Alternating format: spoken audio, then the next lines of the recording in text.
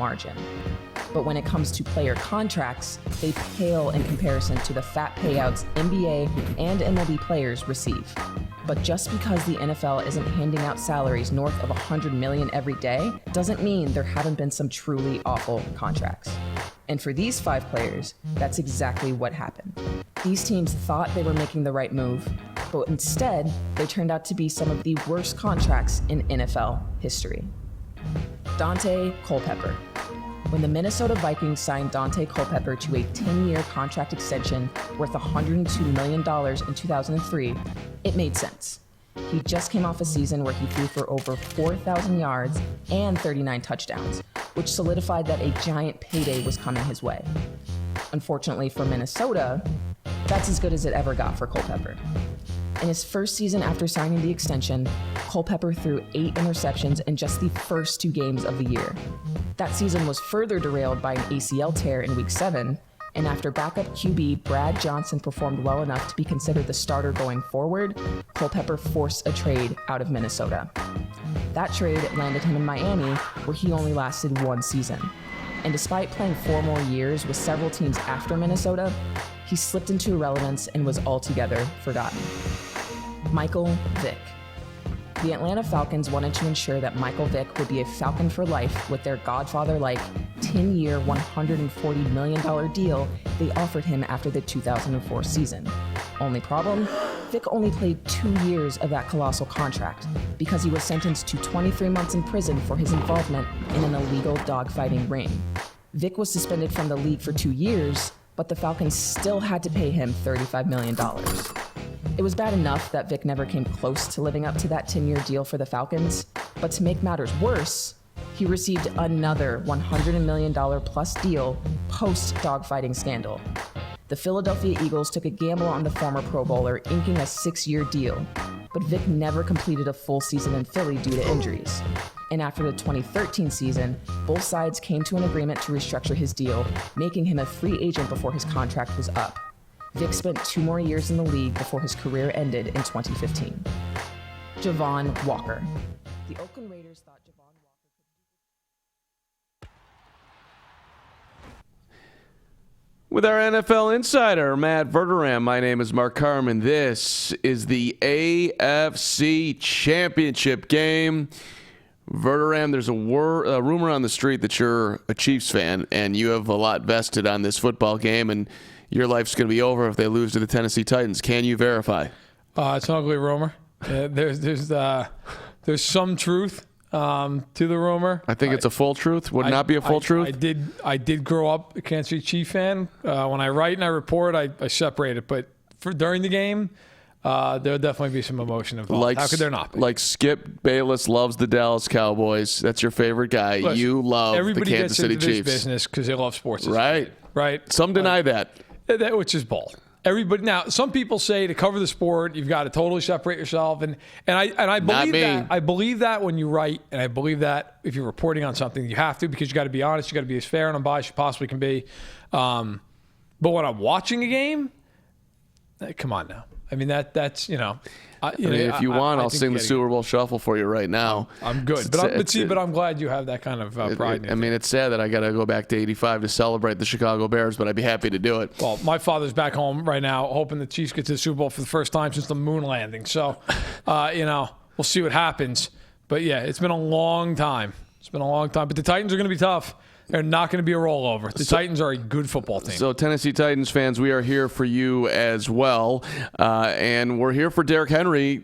From a Titans standpoint. He's got to have a huge day, and Ryan Tannehill's got to have a big day. But let's talk about that. The Titans' run game, against the Chiefs' run defense. Thoughts? Well, the Chiefs have been much better the second half of the year for a variety of reasons, but look, the last running back to torch him for over 100 yards was Derrick Henry. 188 yards on 23 carries. Yeah, that was a great day. Had a 68-yard touchdown run.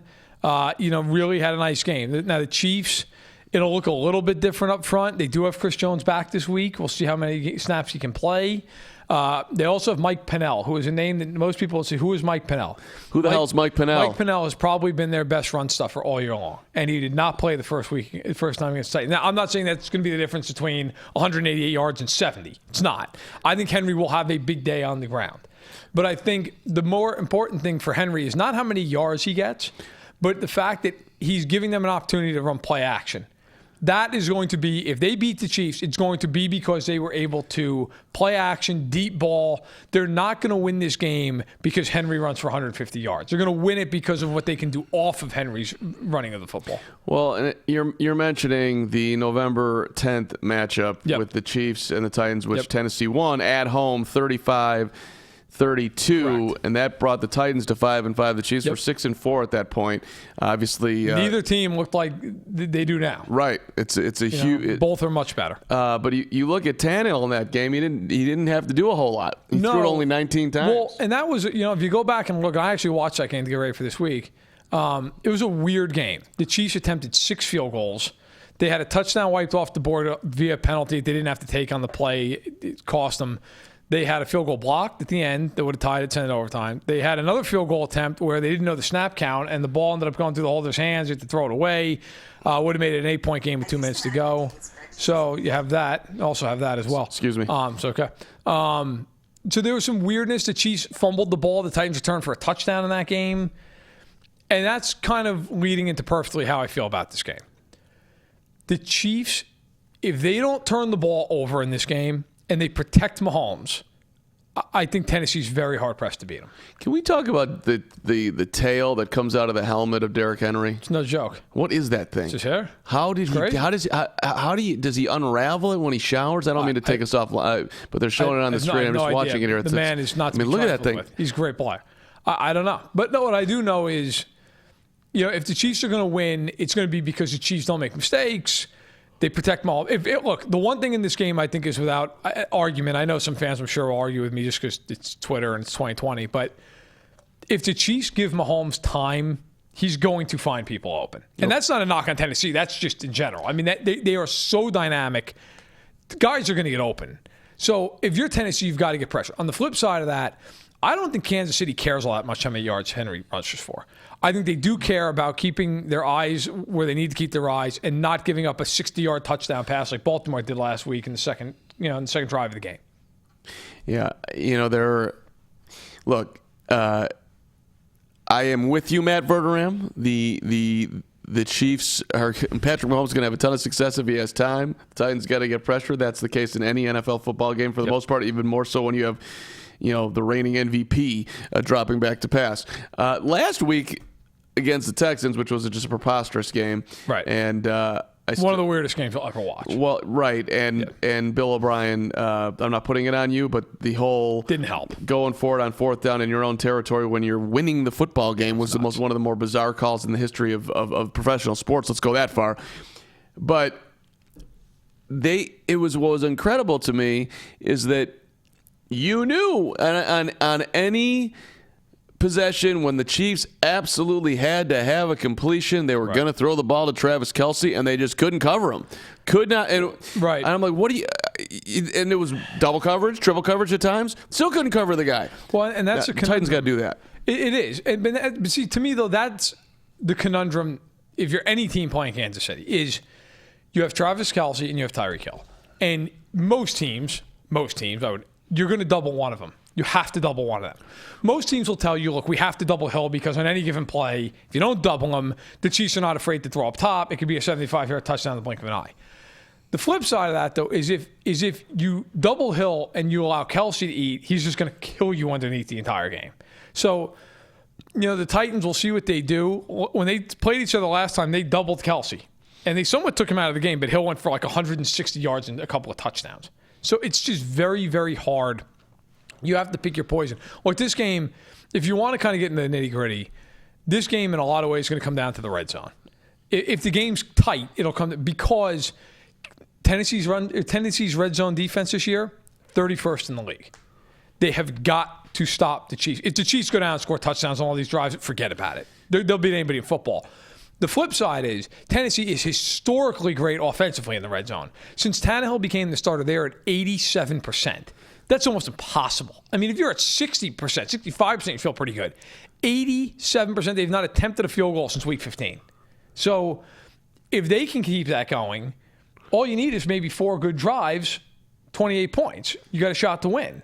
However, if they get down there and the Chiefs can stuff them, and the Chiefs' defense in the red zone actually has been pretty good this year, if they can do it, then all of a sudden, you kick two field goals on those. Now you got 20 points, you're not feeling so hot. You're probably going to lose.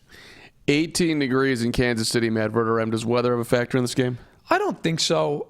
It's sunny, it's clear, there's no precipitation. I don't think it really matters. Like, I know Nashville's warmer than Kansas City, but I don't know. I don't buy into that. I mean, I think the only thing I think it makes a little bit of a factor is, I've read that Tannehill's not going to wear gloves, which he normally doesn't. So good for him. I think it's the right move. It just makes the ball a little bit slicker because it's just so damn cold. It's harder to put your fingers into it. It matters. You think it matters? Well, that specific part of it, I think. And listen, there's a lot of quarterbacks that can throw well in the cold, and maybe Ryan Tannehill can as well. But that's the part. Like, okay, they're going to be running. They're cold. The other team's cold, running around. But for a quarterback throwing the ball when it's that cold. Yeah. In 18, we're not at 0, so but the ball feels is hard. Feels like 6. But okay, so there we go. Feels like 6. It feels like 6. It sucks for the fans, by the way, who are filing into Arrowhead. I don't think now. Those people are going to be affected. First of all, a lot of liquid courage. Second of all, I just think if you're a Chief fan, I know if I was at that game, that would not. Whatever, man. No, yeah, but see, you're kind of a different breed. Like, what about the casual fan who's got tickets? The casual fan didn't pay $500 to get in there. No, but the casual fan might be a friend of a diehard fan. There's some casual fans that just want to straight chill. I feel bad for the casual fan today. You deserve a nice 30 degrees. Scroll. You get up and you cheer. Look, I don't think it matters all that much. Look, I really don't think it matters for Kansas City. Like, they've been playing in this now for a month. I mean, last week was cold in Kansas City. They played in Chicago. Remember that game? December 23rd. It was very cold. They were fine. They played in that snow game against Denver where it was a snow globe, and they moved up and down the field without issue. I think if it affects one of the teams, it would probably be the Titans, just because you figure, look, they're not used to that weather. But I don't think it's a huge factor in the game.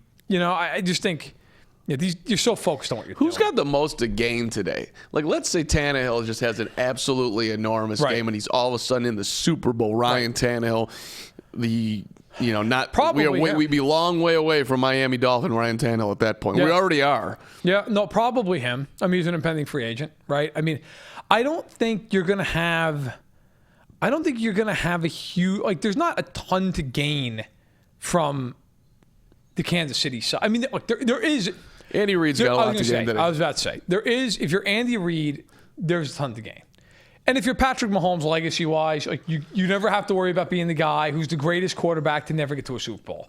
You're not Dan Fouts. You're not Warren Moon, right? And then you're one win away from never having to answer those questions. Well, you're the greatest quarterback never to win. Right. So there is certainly, look, everybody has something to gain. I guess, though, what I think is, if the Chiefs lose today, as disappointing as that would be for Kansas City, Andy Reid's still a great coach. Patrick Mahomes is still an MVP, great quarterback. Tannehill wins today, you look at him differently, right? At least a little bit, especially if it's because of him. If he has a big, big game. Now, if they get there and he throws for 90 yards, I don't think it really changes the perception. No, probably they're showing, by the way, Andy Reid as punt, pass, kick, baby. Look at that arm. Look at that gun. How old is he there? He's 12. He was 12 years old there. Yeah, he looked 17 times bigger than any other kid. Yeah, big boy. That was the punt, pass, and what? Punt, pass, and kick. Punt, pass, and kick. Yeah, it's beautiful. Beautiful. I did not have the benefit of growing early. Well, I'll tell you what. Or ever. Funny story. When I was about 8 years old, I was down in New Jersey at a Sports Authority, if you remember those stores. Sure, of course. They're out of business. Love Sports Authority. And there was a thing hey, you can fill out your name and your information, whatever. And if we draw you out of this, you had to put into this little big cardboard box. If they drew your name, you got to go to a day with the New York Jets in training camp, and Parcells is the coach and everything. You got to go on the field and be a player, and you got to be a player for a day. Am I about to hear you were on the field with Bill Parcells? Yeah, and I was 7, and I'm not a Jet fan. I threw my name there. I'm like, that'd be kind of cool. And I got to hang out with Wayne Corbett, Mo Lewis, James Farrier as a rookie, and Parcells. What'd you wear? I still have the shirt, actually. It was like this NFL play or some promotion thing. It was cool. It was really cool. They were great guys. I was kind of kidding on what you wore. We were at Hofstra University. And you actually remember what you wore. And you I still do. Have the shirt. I still have it. It's in my parents' house. They all signed it. It was really neat. It was really neat. I was a big fan. At Hofstra University with Wayne Corbett of the New York Jets, a 7-year-old man. Yeah, maybe a little, maybe 9. But yeah, I was in single digits. I was young. Right here, man. That is why you have chosen this profession. Whatever year it was at Parcells was so out of 97, 90. So yeah, it would have been, I guess, 9. Yeah, but it was awesome. It was awesome.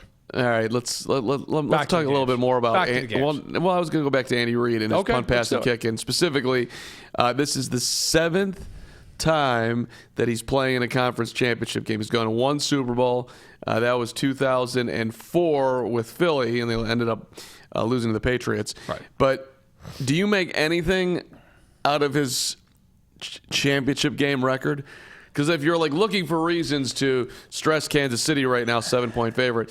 Oh, Reid in a championship game, he sucks. He doesn't count with a big one. He only went to the Super Bowl once. That guy, the Titans. I don't even know what you just said, but I think I got the gist. That was Sam in a car calling into the 610 Sports Radio down in KC. Oh, okay. My former place of occupation before they fired me. Honestly, man, I don't. Nice, very nice. Not fired, rearrange something. But do you put anything into that? Because I think there is something to be said. Like if you're an elite coach, and Andy Reid is a phenomenal connector, players love him, and has had tremendous success. But if we're looking at the stain on the resume, this is it. Definitely. And so I don't look. You're a heavy favorite here today. I don't think you're gonna fly up that. Well, that this would be the reason why they're going to lose, because Reid doesn't know how to make adjustments to playing in a huge game when everything's all on the line. But if they do lose today, that he's going to be under the spotlight like a mofo. I mean, straight up. No question. I'll say this. I feel like, some of those other failures, they're bad to varying degrees. Like the one year they lost in Arizona with Philly, I don't think they were necessarily the better team. They're on the road. They lost. They lost to Tampa that one year with Gruden. You could argue they should have won that game, but Tampa was a really good team. The one that probably he looks back and I'm sure would tell you, oh, God, how could we have lost, was that Carolina game. They got to beat the Loam in that spot. But I don't know, man. I don't think, I think Andy Reid's a really, I guess I look at it like this. Do you look at Bill Cowher and say that, he, was a failure in a lot of those spots? I don't. And Cowher got to the AFC title game at home a million times. Now, obviously, he got 2 Super Bowls. He won one eventually. But even before that Super Bowl, I always thought Bill Cowher was one of the best coaches in the league. It just didn't happen. I think I'll say this though. I will say all that being said, we overvalue winning the whole thing with coaches and with players.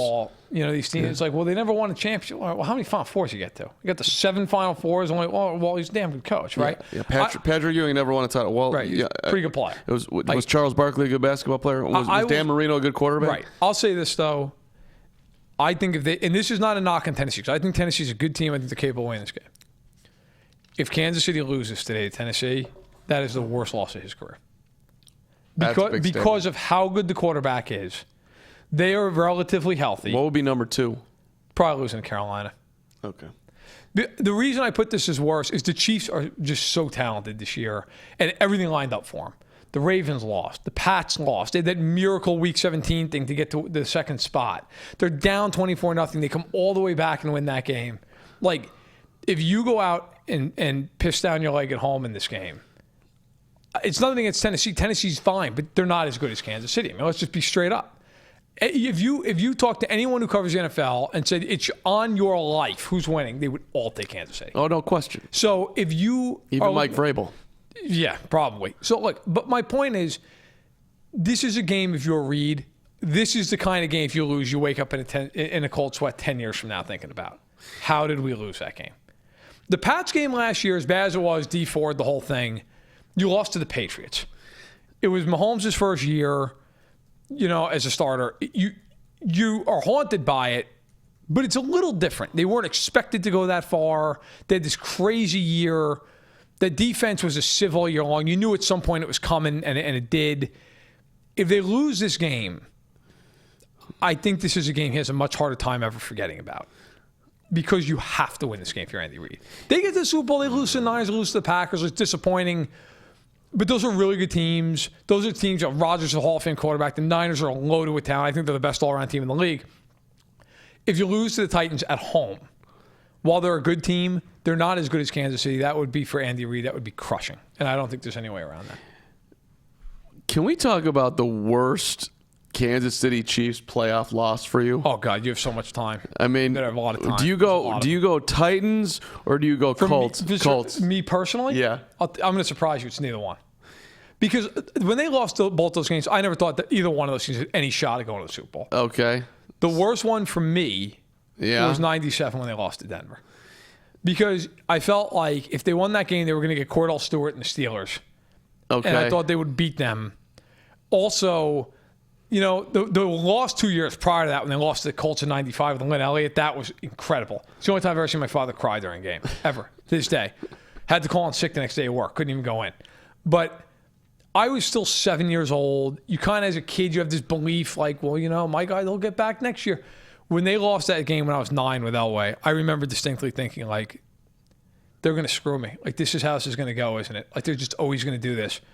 And so, that was, and it was Elway, it was Denver, it was a lot, like they were leading in the fourth, and it was just, that was, to me, that was the most painful one. Those other games, like, everybody always talks 38-10. The Chiefs were awful at the end of the year. They weren't going anywhere. And the same thing with that year where they lost to Mariota. Like, they weren't any good. They started out 6-0, and then they were 6-6 at one point. Like, I'll tell you right now, though, unequivocally, again, and I don't want to get it twisted, all due respect to the Titans. I think they're a good team. I think they can win. If they lose today, it's the worst loss for me from a fan standpoint of my life.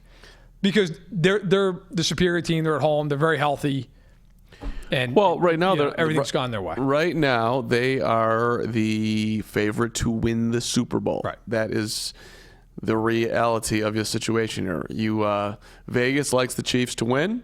The Niners are too. What is the live line right now in that game?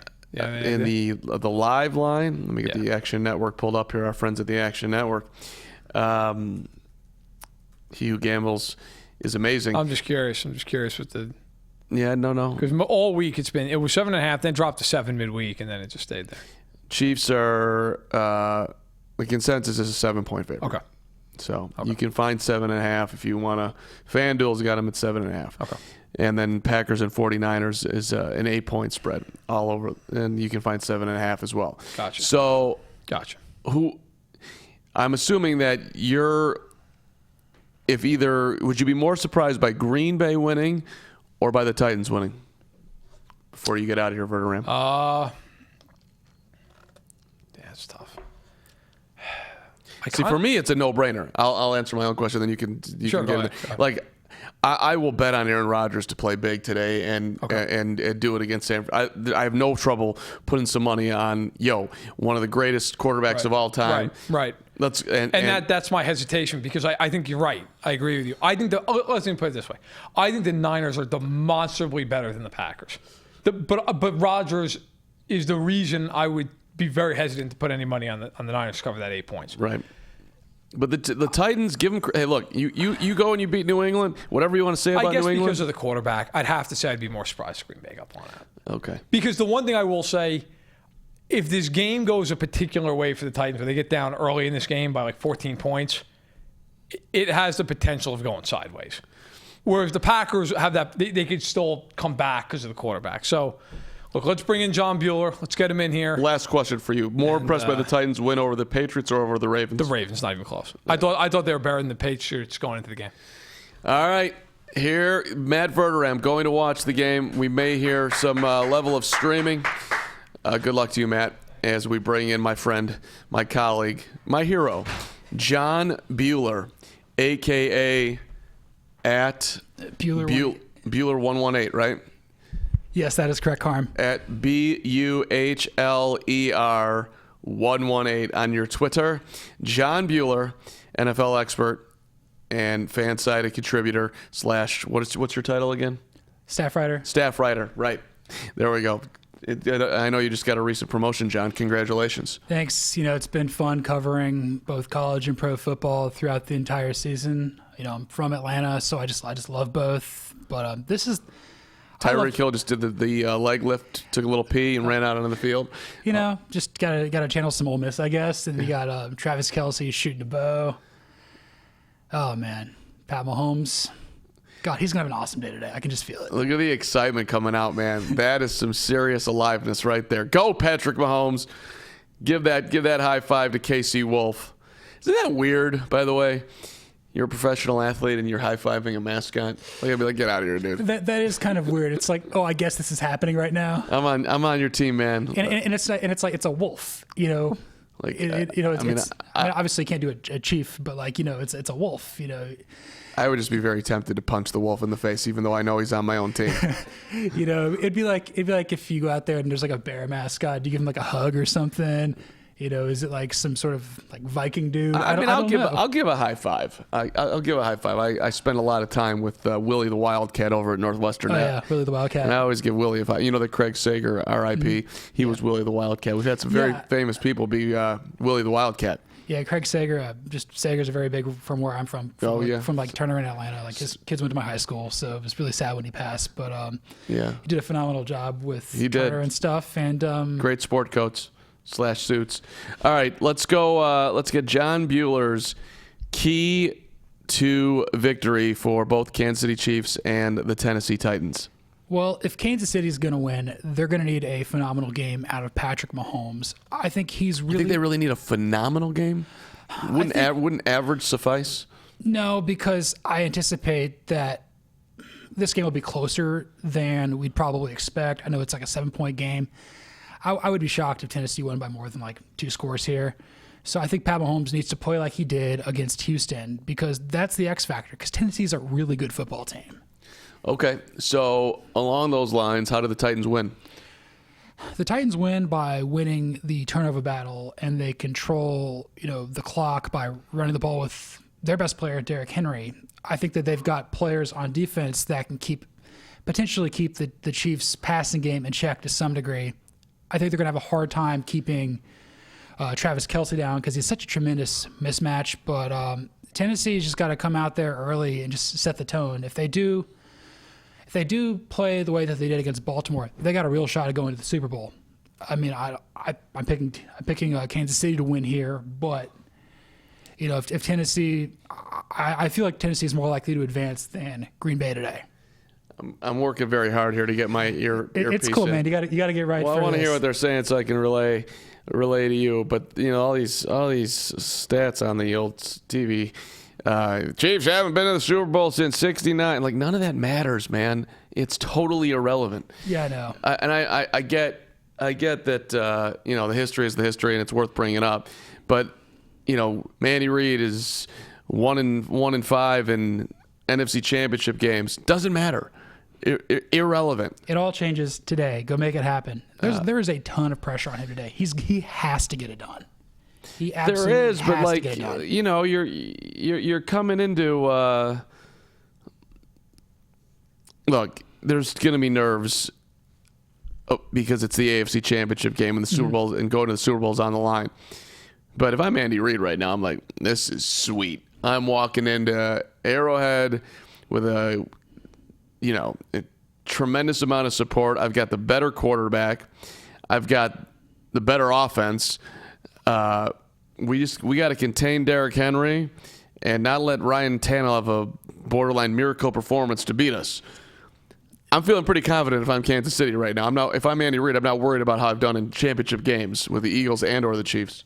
I mean, had the AFC gone chalk, you wouldn't even be playing this game here. You'd be in Baltimore. Right. And, you played the AFC Championship game last year as the 1 seed. You lost in overtime to New England. That sucked. That was brutal. But never got the ball in overtime. Everybody knows this, but I'm going to name it again. Go ahead. But the point is, you're facing the number 6 seed who have been Road Warriors. I know the Seahawks tried to copyright that, or they might have done that. But, if Tennessee wins, they will have beaten every single division winner in succession on the road. That's remarkable. Just to even get to this point. It's just this is Kansas City's time. This is when Patrick Mahomes has his coronation. This is when it happens, and I think he's going to get it done.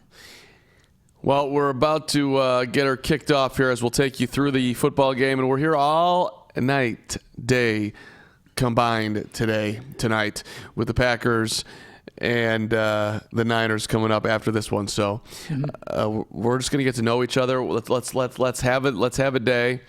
I believe Richard's rocking the chat as well. So anything of interest, anything you want to know, personal, football, we're here to share. Because this is championship weekend. This is the day you wait for. Like, I prefer the Super Bowl because it's the Super Bowl, and generally there's more food and more beverage. Although you got, what are you drinking over there? A FanSided Light? FanSided Light. And I know we're about to have a huge spread being brought in here. I'm assuming that Hunter Armour is hooking us up today with I expect at least some McDonald's. Like absolutely.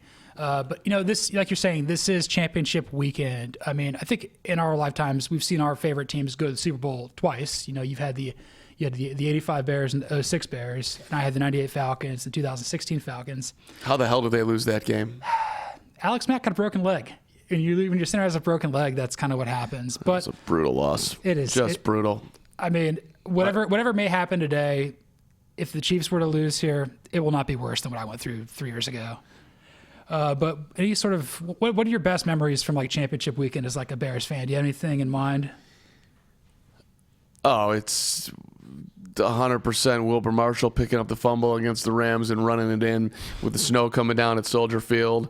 With a Bears team that should have gone undefeated, that only lost to the Miami Dolphins. I mean, the greatest football team of all time right there, my friend. Yeah, I look back at how like their only loss was to like Dan Marino, like in his prime, and just coming off.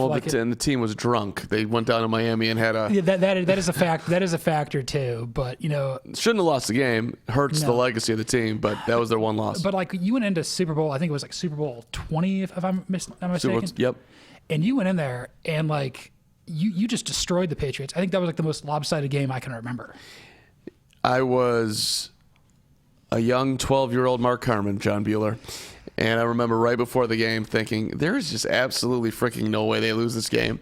And then Walter Payton fumbled, and the Chiefs kicked a field goal, and it's like, oh my God, they're going to lose. And then it was 46-10. Yeah. We are at kickoff right now. The kick is away. The Chiefs have won the toss, so they'll get the ball to start the second half, as the Titans will get it first here. And they'll start out on their own 30. So here comes our guy, Ryan Tannehill, 9-3, and he's got 4 touchdowns in the postseason, 3 through the air, 1 on the ground. And just an incredible, incredible year for Ryan Tannehill. I'm happy for the guy. Oh, yeah. He's he's just proven a lot of his doubters wrong from when he was at Miami.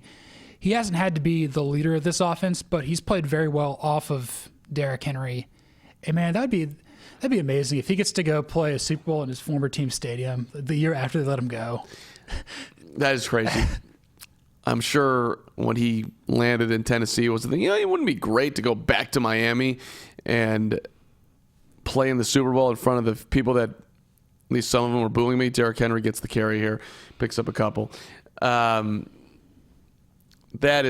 some sweet retribution. Do you think would you pay Ryan Tannehill? Yeah, I would pay Ryan Tannehill. I think really, like if you're Chicago and you're sitting there with Mitchell Trubisky, would you go and get Ryan Tannehill? Because you could. Not if I'm the Bears, but if I'm the Titans, I find a way to retain him. I think he fits really well in Arthur Smith's offense, who's just so grossly underrated as a coordinator this year. Got some play action right there, and it looks like he's completing it to. Oh, is that AJ? Oh my gosh, AJ Brown.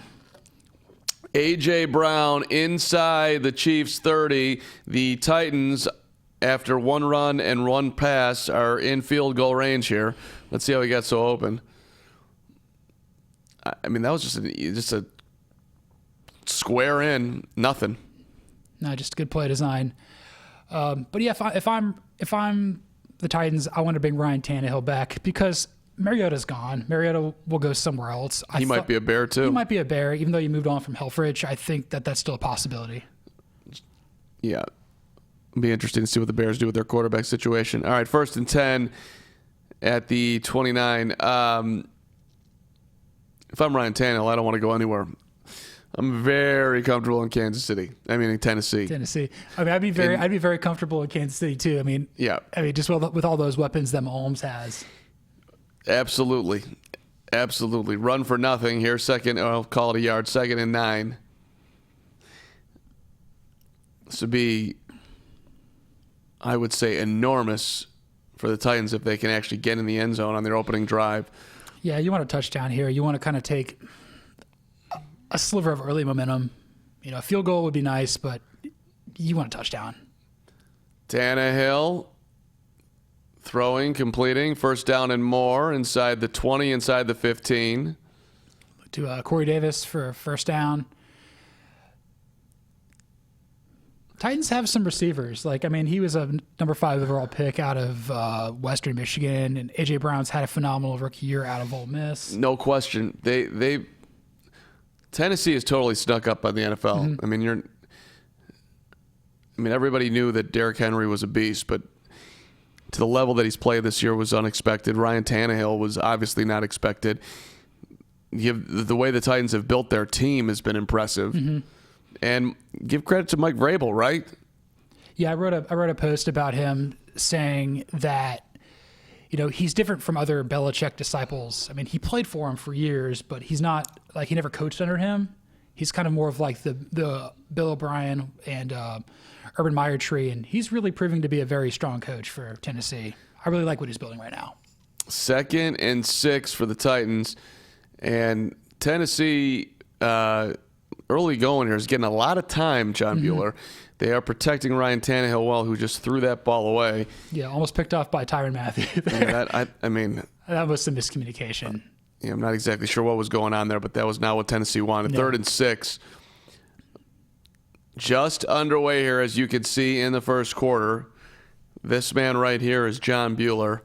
My name is Mark Harmon. We are your FanSided broadcast team for this Sunday championship day with the AFC and the NFC, and the Titans with the football. They're 3rd and 6 at their own 12.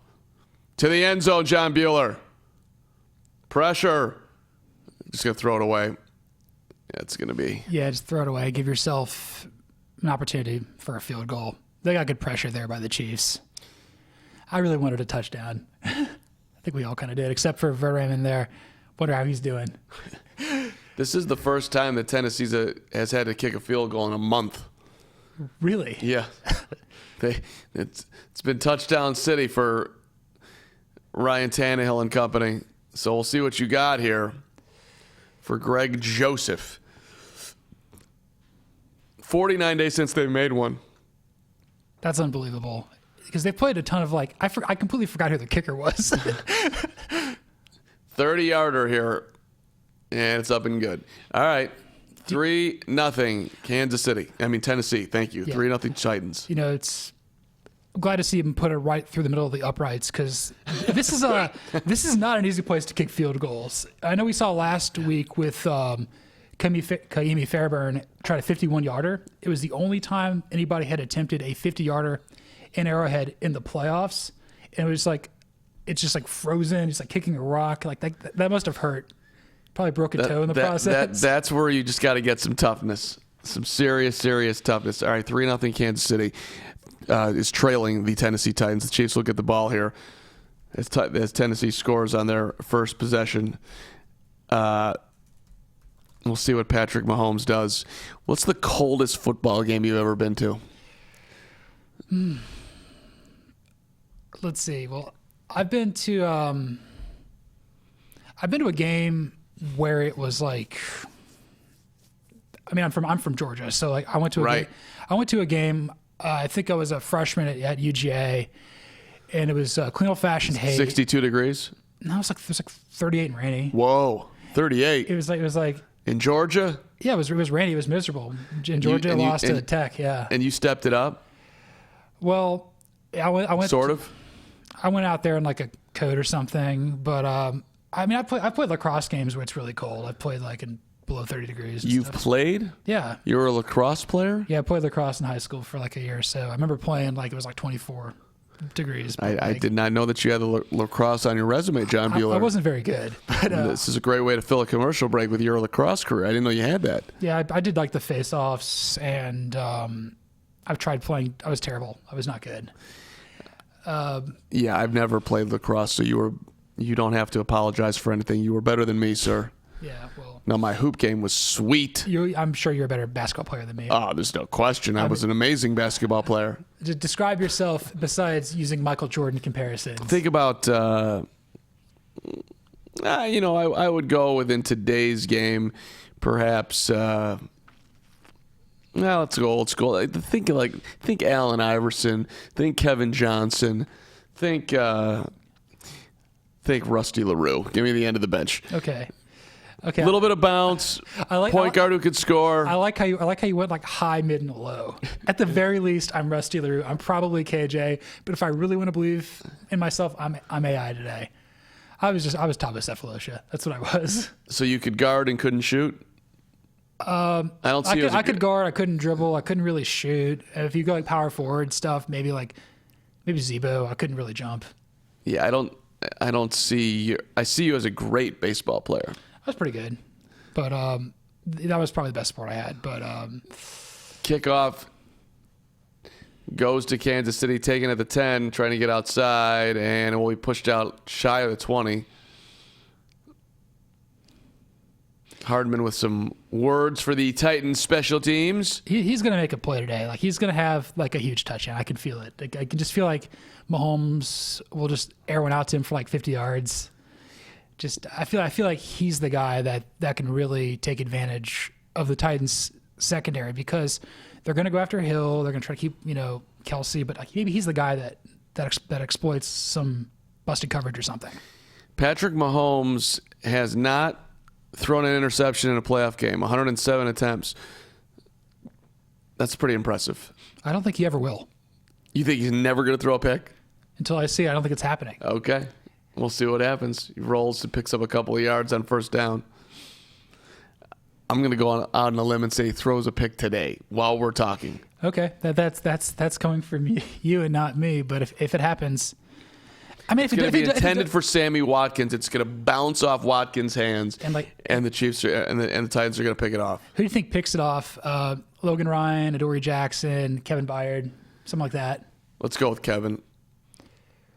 Down goes Mahomes. Down goes Mahomes. Sacked. Probably lost about 5 yards. Third down. Correa right there. He got back there really quickly. That was just little confusing with the blocking there. Unblocked. And nowhere to go for Patrick Mahomes. Do you think Adriel Casey's going to be like a big factor today for the Titans? He's like their best defensive lineman. I don't know. I really like the Titans' defensive players, but I really like what the Chiefs have been doing under Spags. With I want to see a great game. I need to. I think everybody on the Titans up front is going to make a huge difference. Travis Kelce just dropped a first down. That was a straight drop. He should have caught that. So Casey goes 3 and out. Here comes the nerves. And we'll see if the Titans could. Let's see here. Kelce gets himself open. Not a great throw. No, a little bit low. Looks like he was kind of dealing with some hands and stuff. I mean, certainly could have caught it. Maybe even should have caught it. But that was not a good throw from Patrick Mahomes. Punt is away, fielded by the Titans at their own 35. They take it outside the 40, and they'll get it for a second time here with 9:59 to go in the first quarter. Tennessee 3. The Chiefs, nothing. John Bueller will take you through this commercial timeout as I go and get my phone. Can you handle it? Yeah, we got something. Give some deep thoughts. Okay, so I was doing some research ahead of this game, and one thing that's nuts is the richest person in this game, is not a player. It's not even a head coach. It's Titans offensive coordinator Arthur Smith. His father is the founder of FedEx. Like, when I saw that, I'm like, there's no way. There's absolutely no way. But I looked it up, like, he's one of 8 children of Frederick Smith, the founder of FedEx. And I just got to imagine, like, he's probably just coaching for free at this point. But it's it's one of those things where it's just beyond mind blowing that's the family he comes from. He's loaded. He's absolutely loaded. Yeah. Who's loaded? Arthur Smith, the Titans OC. His dad is the founder of FedEx. Like, you know what I like about that is, hey, you could live the good life, the alleged good life of not doing anything.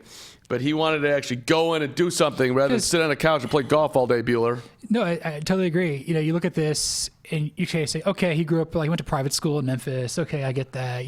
Smith's a generic name, but like he's been with the Titans since, I think Munchak was their coach. So he's been there for a while. He's grinded. He was the tight ends coach before. And I think if the Titans play this well next year, he might be a head coach in 2 years. He's been that instrumental to Tennessee. Like, it's what they have the chance to be the first 2-4 team to reach the Super Bowl ever. And then also flip it around with Kansas City. Obviously, the NFC Championship trophy is the George Halas Trophy. AFC, it's the Lamar Hunt Trophy. After Kansas City Chiefs founder Lamar Hunt doesn't deserve it, but go ahead. I just think it would be kind of incredible for Kansas City to win that trophy in Arrowhead and go to the Super Bowl. It would be a great moment for the Hunt family. The Hunt family, who has done a lot of shady things, let's be honest, with their football franchise. Is that unfair, Bueller? You want to defend them? I mean, that's fair. They've also done good stuff for soccer in the States too. You can say that with any sort of family. There's stuff that's not everybody's gonna be proud of. But I think it's in play today, which I think is kind of cool. The statue out front of Arrowhead honoring Lamar Hunt is very prominent in Kansas City, and hey, nothing wrong with showing a little history off. Henry up the middle inside Chiefs territory for the second time today, and immediately for the Titans. This right now, they're showing that they can create some space. Yeah, that was a huge hole. Titans the last couple of years have had a pretty good offensive line. They've got guys like Taylor Lewan and Jack Conklin, but they were kind of hurt this year, and they've kind of rebounded, and they're playing like one of the best. They're playing like what we thought the Cowboys would be a couple of years ago. So I think that's been a big help for them. Little toss to Henry, who picks up about 5 more. Apparently, producer director Hunter Armour is asking on the stream who's the best dressed person, and Jaden says it's you, Bueller. I didn't know it was a contest. I'm going with the On the Mark podcast brand. Which podcast coming out every Monday, damn it. We'll have a great one for you tomorrow. But you look just like a model for H&M and or the Gap or something. I'm wearing a lot of navy today. You look adorable. You got a date tonight? I just thought I'd look good to be on camera today. There you go. And I appreciate the professionalism. But But I really appreciate that, Jaden. If I had a Bueller's Way Off hoodie, I'd wear that too. Bueller's Way Off would be sweet. Was that just picked? Was that picked? They're calling it an interception. I think that hit the ground, but we'll see with the replay there. Can't be what you want out of Tannehill. Let's see. Hands were all over him. That looks like that. Let's see it again. I don't think so, team. No way. Nope, not a catch. No. Very close, but didn't have it. It's up in his arms. He doesn't control it. It hit the ground. You can see the separation there between. Not a catch. And looks like Tannehill's going to get away with a. I don't know if that's a bad throw, but I just think that was good coverage by the defensive back there. I want a 3-second review here. If you're Davis, you got to put yourself in better position there. You can't just get outmaneuvered there by Breland. We really got to go to commercial. I appreciate the fact that they want to get things right, but rate of play. Let's go, live the dream. Come on, man.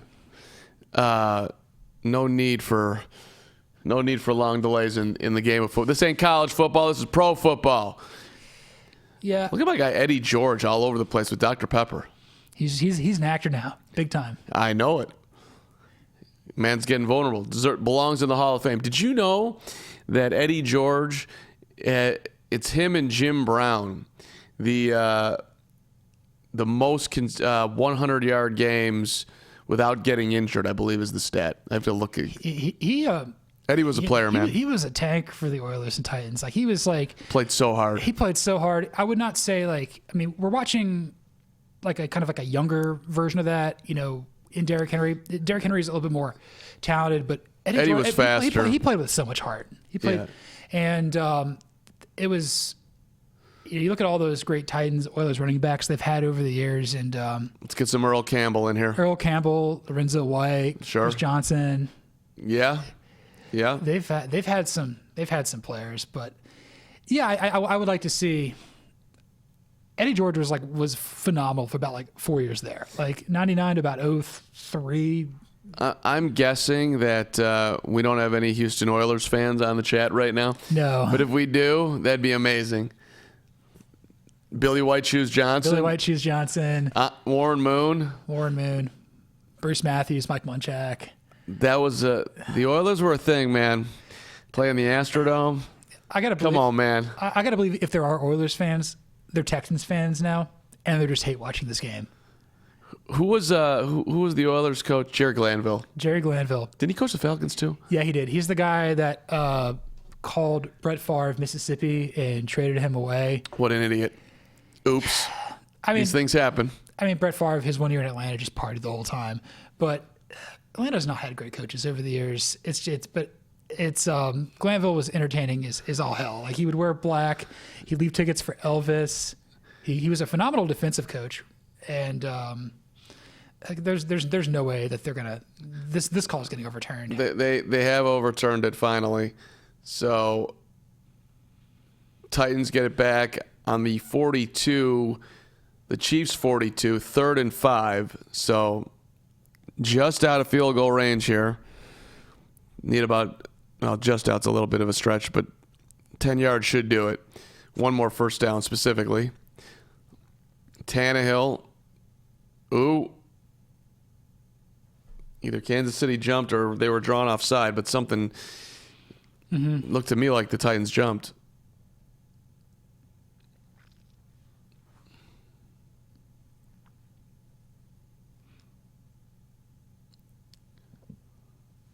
Neutral zone infraction. Yep.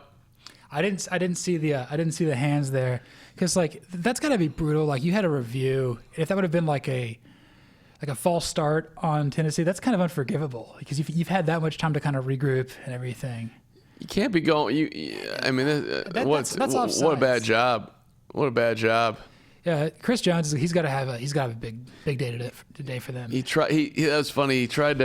He goes into the neutral zone, knows he's in trouble, then suddenly he tried to. Oh my God! They just did it again. They did it again. So this is nerves. This is trying to do too much. Back-to-back neutral zone infractions from the Kansas City Chiefs. Come on, Kansas City. Wow. I don't know if I've seen that all year. You never see encroachment, period, let alone back-to-back. That's something you'd see like out of a like undermanned college team. Like somebody who's going up against like a Big Ten team playing Ohio State, and they're just freaking out. They're in the horseshoe.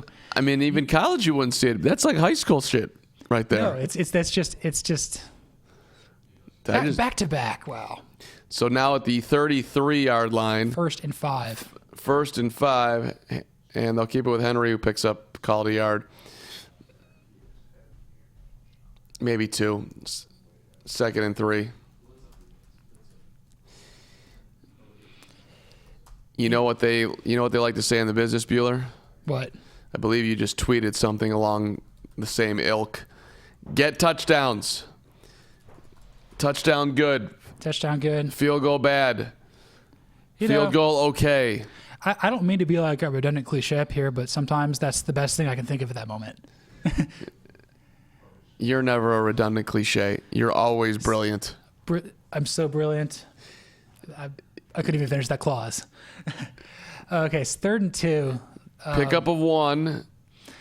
Honestly, right here, run. I'd run it again. Just impose your will. Try to wear down the defense, because, maybe like in the 3rd or 4th quarter, you really have Henry kind of running downhill. Juiced, fired up, whatever. They're showing Arthur Smith, ye of the inherited fortune, trying to figure out what to do here. Nobody doesn't look like they're going to be giving it to Derrick Henry because they're empty backfield, Tannehill in the gun, and his pass is batted down. Not great. Now you're going to kick. That's rough. Isn't it weird to see Terrell Suggs like in anything besides like a Ravens uniform? How old is Terrell Suggs? 37. God, he almost picked that off. Like this has to be like the last go for him. Oh, he really almost did pick that off. Because he played his whole career for the Ravens, and then he went to Arizona because he played at Arizona State, and then he got released, and now he's on the Chiefs. Titans are going for it here, 4th and 2. Huge play at the Chiefs 31. Apparently with that wind and the cold out of field goal range. Looking left, looking down the middle, throwing complete, first down. Mm-hmm. Looks like it was to Adam Humphries there. That's a huge play right there. Again, another really good receiver that they've got. Played really well for the Bucs for years. Kind of using him in the slot a little bit. I like Tannehill's composure. Patience, there. man. Yeah. Right? He's getting great protection. Mm-hmm. So they're down to the 26-yard line. I feel like I've seen the Honey Badger like in on every play. Like he's really fired up today. He is a omnipresent Honey Badger, if you will. Henry's open, doesn't throw to him, does throw inside the 10, inside the 5 to the 3, and we're starting to feel a whole lot more like this is the Houston Texans as Corey Davis wide open again. Yeah, that was just actually that might have been tight end Jonnu Smith, but yeah, did I miss it? Wide open there. Yeah, 81. Oh, okay. No, that wasn't Davis. My bad. He had that incredible touchdown against the Ravens last week, where it was like he had like the one-handed grab. It's the hell of a play. 1st and goal. I think you just got to just impose your will here. Wildcat. Henry looking for it and finding it. Touchdown, Tennessee. Wow. Wow. Dude, remember when he went Wildcat last week and he did like the Tebow pass? That right there was taking candy from a baby. You know who's feeling good about himself right now? Well, anybody in a Titans uniform, but Matt Vrabel's one of them. Vrabel's feeling good. Henry's got to feel good, and I think I think Tannehill's feeling pretty good too because he had that interception that was that didn't happen, and then he had that really big 4th down conversion there. Got his team to score the first touchdown of the game. What a start for the Titans. Field goal on the opening drive. You stop Kansas City, and then you go down the field and score again. That drive was a lot of key plays. Number one, you had a pick that was called a pick and then overturned, correctly called, but that would end the drive, and then you had a 4th and 2. And let's not forget the back-to-back encroachment penalties off of the overturned call. That's devastating. You went from like being possibly out of Joseph's field goal range and then getting them in the position to where Tennessee can kind of dictate terms offensively. If you're Kansas City, you're saying you're fine, no big deal. We were killing we're getting killed 24-0. We're only down 10. It's the Titans, no problem. But yeah, of course you're nervous. Yeah, you're a little nervous, but I don't think. No, you got Patrick Mahomes. Give him the football. You're fine.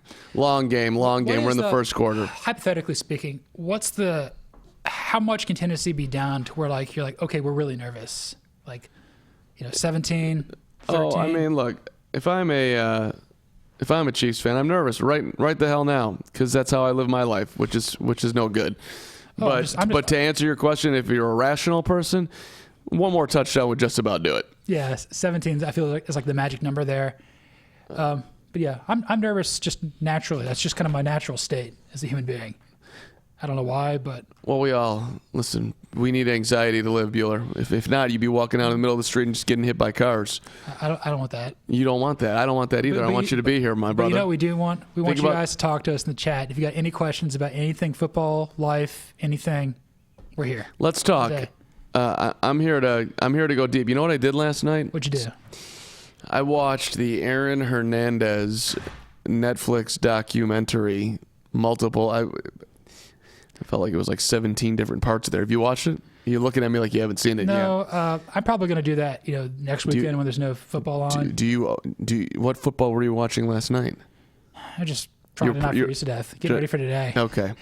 I feel like Bueller was out having a wild time last night while I was sitting there being a good old boy watching the Aaron Hernandez doc. Dude, I didn't leave my apartment the last 2 days. It was like negative 15 with wind chill. I'm like, nope. Fortnite clips. We cannot show you the game. That's not how this works. But we'll tell you everything that happens, and we can hang out together. We wish we could show you the game, but that's not what you get. No, we get people talking about any number of things. Yeah. Wow. Just looking at those stats up there. 16 plays for the Titans, 106 yards, 738. They lead it 10-zip. Chiefs have had the ball for under 2 minutes and went 3 and out. So, they got some work to do. We'll see if they can do something with their second possession right here.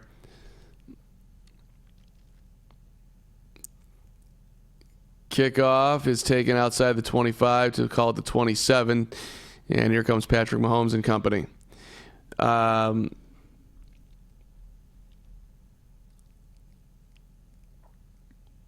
They're showing replays of Travis Kelce when he was in the Wildcat. That was creative against the Patriots. Yeah, and they're comparing it to Derrick Henry's run into the end zone, which he just did, and there was some pretty strong similarity right there. I know that copycat league. Yeah, I know that Kelce played quarterback in high school. I think Henry had a little bit, but that was kind of the thing with him. I think Kelce played quarterback in high school, and kind of a reason why he was only a 2-star recruit to Cincinnati. Probably also because his brother went there too. But I do like the Wildcat. I just kind of find it just stupid, but overthinking. Which way? How would you go? I just like it when you can catch the defense off guard, and if the guy who's playing quarterback can throw a little bit, then you've got like maybe a play or two you can kind of go out of there. 2nd and 1 after a 9-yard completion to Damian Williams, and now handoff for first. Williams again. I couldn't tell.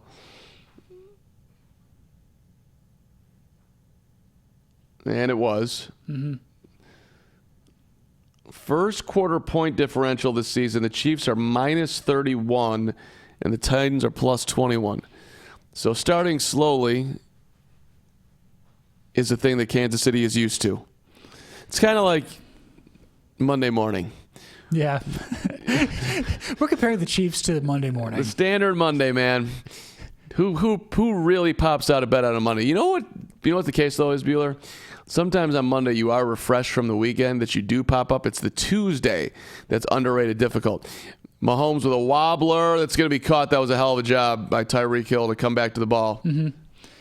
Yeah, usually Mondays I'm kind of dragging because I've usually... You never drag, man. You're always full of energy. Oh, I channel all my energy to doing football on Sundays. So it's like, yeah, that's a catch. That was a catch. But I usually can tell from the naked eye. Did that on both, by the way. The pick and this. That's impressive. That's better than me. Maybe I could be a replay official in my next life. Wouldn't you want to be a replay official? Wouldn't that be cool? You sit in a room and you watch games and you say no, yes, and you have all this power. It's kind of fake power, but it'd be cool. I don't really want people to hate me. I think I'm kind of on a never-ending quest to not have people hate me. You hate Gene Steratore? I think he's funny as hell. But I think what makes you think you wouldn't be beloved as a replay official, Bueller? They would love you because people are irrational. They don't understand that the subtle nuances of replays officials. Like Gene Steratore, when he was still a referee, he was the guy that put like the credit card or like the piece of paper for like the Raiders Cowboys game, and like it cost the Raiders the season. It was hilarious. But you would like to be a replay official? I mean. I just want to be in the game. Pass is dropped by Sammy Watkins. A little bit behind him. Not a great throw from Mahomes on a little short out. I don't think he was expecting that. I think he was kind of got thrown that a little bit early in the route. But it's 3rd and 10 here for KC. Thing with the Chiefs, man, their offense happens so fast. Yeah. That you can have this is a sustained drive, but it can last like 2 minutes. Mm-hmm. Yeah, it's like they'll have like another play happen. Like they'll have like 2 or 3, and you're kind of like, wait, what just happened? That's just kind of how the Chiefs offense goes. 3rd and 10 on the Titans 36. It's a big play right here. Mm-hmm. Mahomes could, throwing off his back foot, complete to Kelsey. He's going to be about a yard short of a first down at the 26. What do you do? If I'm Tennessee, I want them to kick a field goal, but if I'm the Chiefs, I have no problem going for it here. I just think you've been able to put together a few really good plays on this drive. Harrison Butker's a really strong kicker, and I trust him to get 3 points here. But, it just depends on really what you think you can do. They're going, for the record. I'm for this. I'm for this here. I think Andy Reid, Eric Bieniemy, they can draw something up pretty good here. It's a long 2 here, 4th and 2, and now a timeout taken. Timeout. And I think if you on the field. I think if you take a timeout here, you got to kick it. Like I think it's like you guys kind of got to catch them off guard. I'm going to bet on Patrick Mahomes to pick up 2 yards every time, so I don't hate it. But you are a little bit of a roll of the dice here. Yeah. Super. If you don't get it though, whatever. They get the ball back on the 36. Let's get a stop and let's get off the field. Let's do it again. Yeah. But you're also not in desperation. No. And you at a field goal would make it a 1-possession game. You don't need a touchdown right now. You don't need a touchdown. You got to make sure the Titans don't score a touchdown on the ensuing drive if you don't get this. But like if you don't get it, this is like throwing an interception. This is like a punt. It's like the Titans are far enough back where it's like they're not surely going to get points. Well, yeah, and you'd rather give them the ball inside the 10, inside the 5, and not if you don't end up getting it. But you're going to have regrets in life here, Bueller. Sometimes you just got to make a good decision and move forward. And that is a completed pass to Travis Kelce, the same man that the Chiefs go to literally in every situation where they need a huge play. They love him in the red zone, and they loved him there. First down, Kansas City. Yeah, good play call right there. How do you cover? He's hard to cover, man. What move was that? He did one of these. And then he just darted away and was wide open. Yeah, just like a basketball player kind of play there, getting you positioned for like the rebound. He needed like 2 yards. He got like 5, whatever. That was great. How do you teach that? Run up here, do a little dance, and then break to the left. Okay, so they did like a little bit of an end around there to was that Hardman? Yeah. That was a sweet end around is what that was. Mm-hmm. Good misdirection, and Kansas City inside the 20. I think Kansas City's going to score a touchdown here. I feel like they've got the momentum right here. Maybe not on this play, but they're going to score a touchdown on this drive. 2nd and 2, coming up on 1:30 for the first half here. First quarter, I should say. Right now, if you're a Titans fan, you're wishing on a turnover, run up the middle for a first down. Yeah, I think if the Chiefs can get like any semblance of a ground game with Damian Williams, it's going to really open up the pass later because we know how great the Chiefs are moving the ball aerially. If they can lean on the run too, maybe that opens up scramble opportunities for Mahomes, wider windows, really kind of catch a really good Titans defense off guard. Sean Evans is down on the field. Good old number 54 for your Tennessee Titans.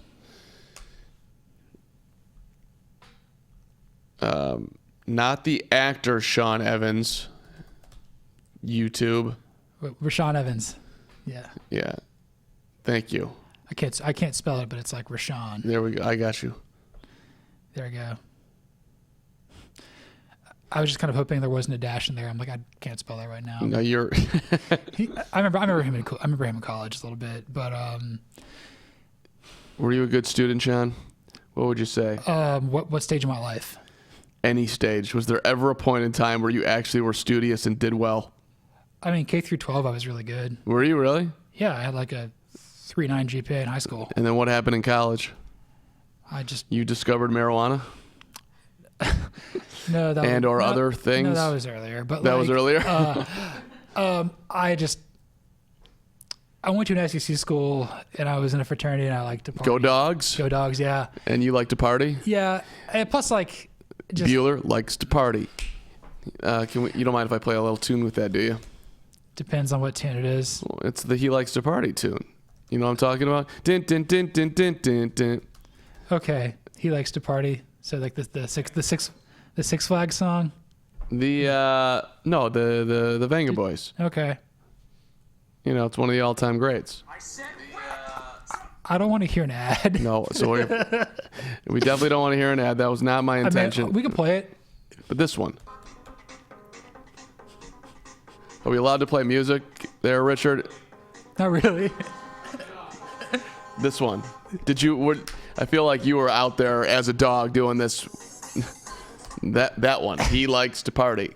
Bueller likes to party. I wouldn't say it was like that sort of music, but like. Bum bum bum bum bum bum bum. I don't want to get sued. I don't want to cost our company money. No, we're good. Yeah, I just was kind of an apathetic college student. What did you get your degree in? Business management. What are you doing with that? Tell people what to do here, man. Running the John Bueller business. Damn it. Yeah, that's what you're doing. I'm a businessman. You are a businessman. What did I just do here? Let's see if anybody's commenting on Bueller likes to party. Let's just get that trending, I guess. I think we should. We might as well. 1st and 10 at the 13. Back to pass. The Chiefs are... Wow. They just threw another completion to Travis Kelce, but it was out of bounds. Yeah, there's a flag there. I'm not sure who that's on. Well, and Kelce's complaining that it was being held. I have to see it again, but Mahomes was under pressure and somehow threw a beautiful ball. They're going to call holding on the Titans. Mm-hmm. So that's 5 yards and an automatic first down. That's interesting. Normally you see a hold. It's especially when your quarterback's running for his life. It's on the offense, but not in this case. That was a hell of a throw too, but way out of bounds. So you're not first and goal here. You need a touchdown if you're KC. You need a touchdown. Just get it. Just get it. I don't think you need a touchdown. Tyreek Hill looks like he's going to get you that touchdown. And there it is. The Chiefs into the end zone.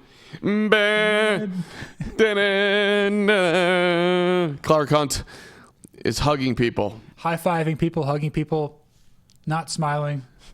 You should be happier. Oh, man. That's, let's see this. Oh, like a little bit of a jet sweep there. That's cool. Got the Titans defense off guard. And he is the fastest man in football. You know, every time he scores a touchdown, you know, one of our articles we wrote a long time ago just seems to get a pop in analytics because, like, is Tyreek Hill the fastest person on earth? The answer is yes. He is a unique talent. And you think about New York. You think about what was going on with him a year ago or so. Yeah. And here he is getting in the end zone, living his dream, and the Chiefs are within 3 at 10-7. Are we going to bring in Verderam at halftime to get his halftime analysis? Or is he too afraid to get in front of a camera even when the game's not going on? I don't get it, man. Like I've been on camera when my team's playing twice. That was fine. Well, you're a rational person. I really appreciate that.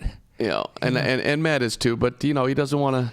I get it. He doesn't want to. You said I was, which basically infers that he's not.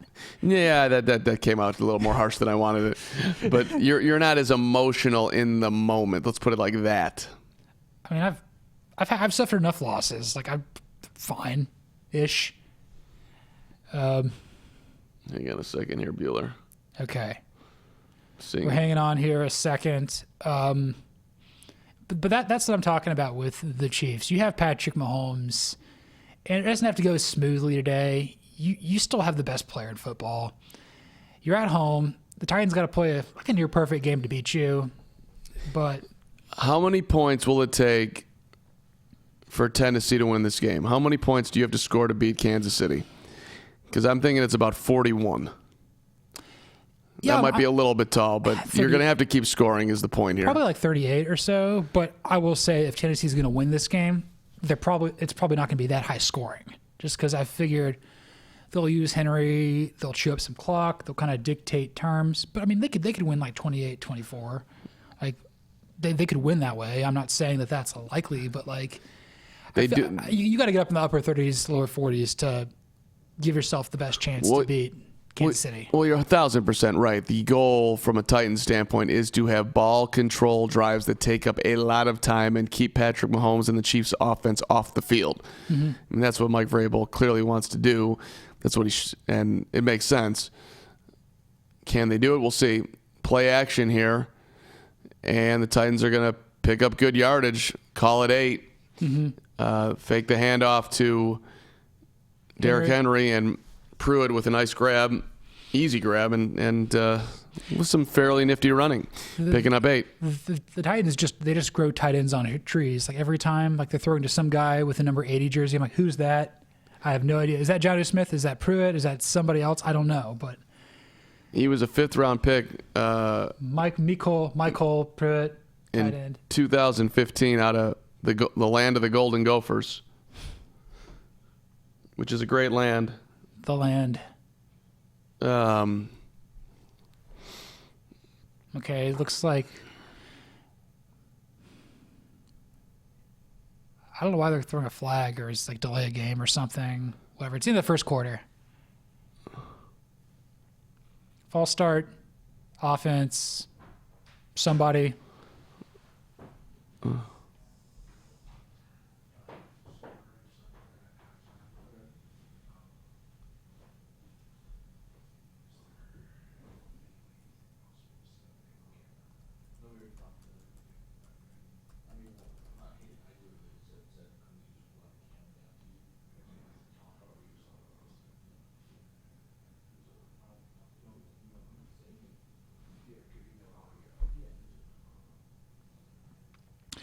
So that's the end of the first quarter, Carm. So lot of Chiefs fans a little nervous here, Bueller. It was worse last week. Everybody calm down. 10-7. I mean, you got to like how that last drive went. I feel like you got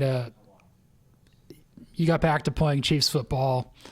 The only thing, though, that is a little bit concerning to me is, I mean, you only had 2 drives in that first quarter. Like, maybe this is going to be one of those games where maybe you only get 10 possessions.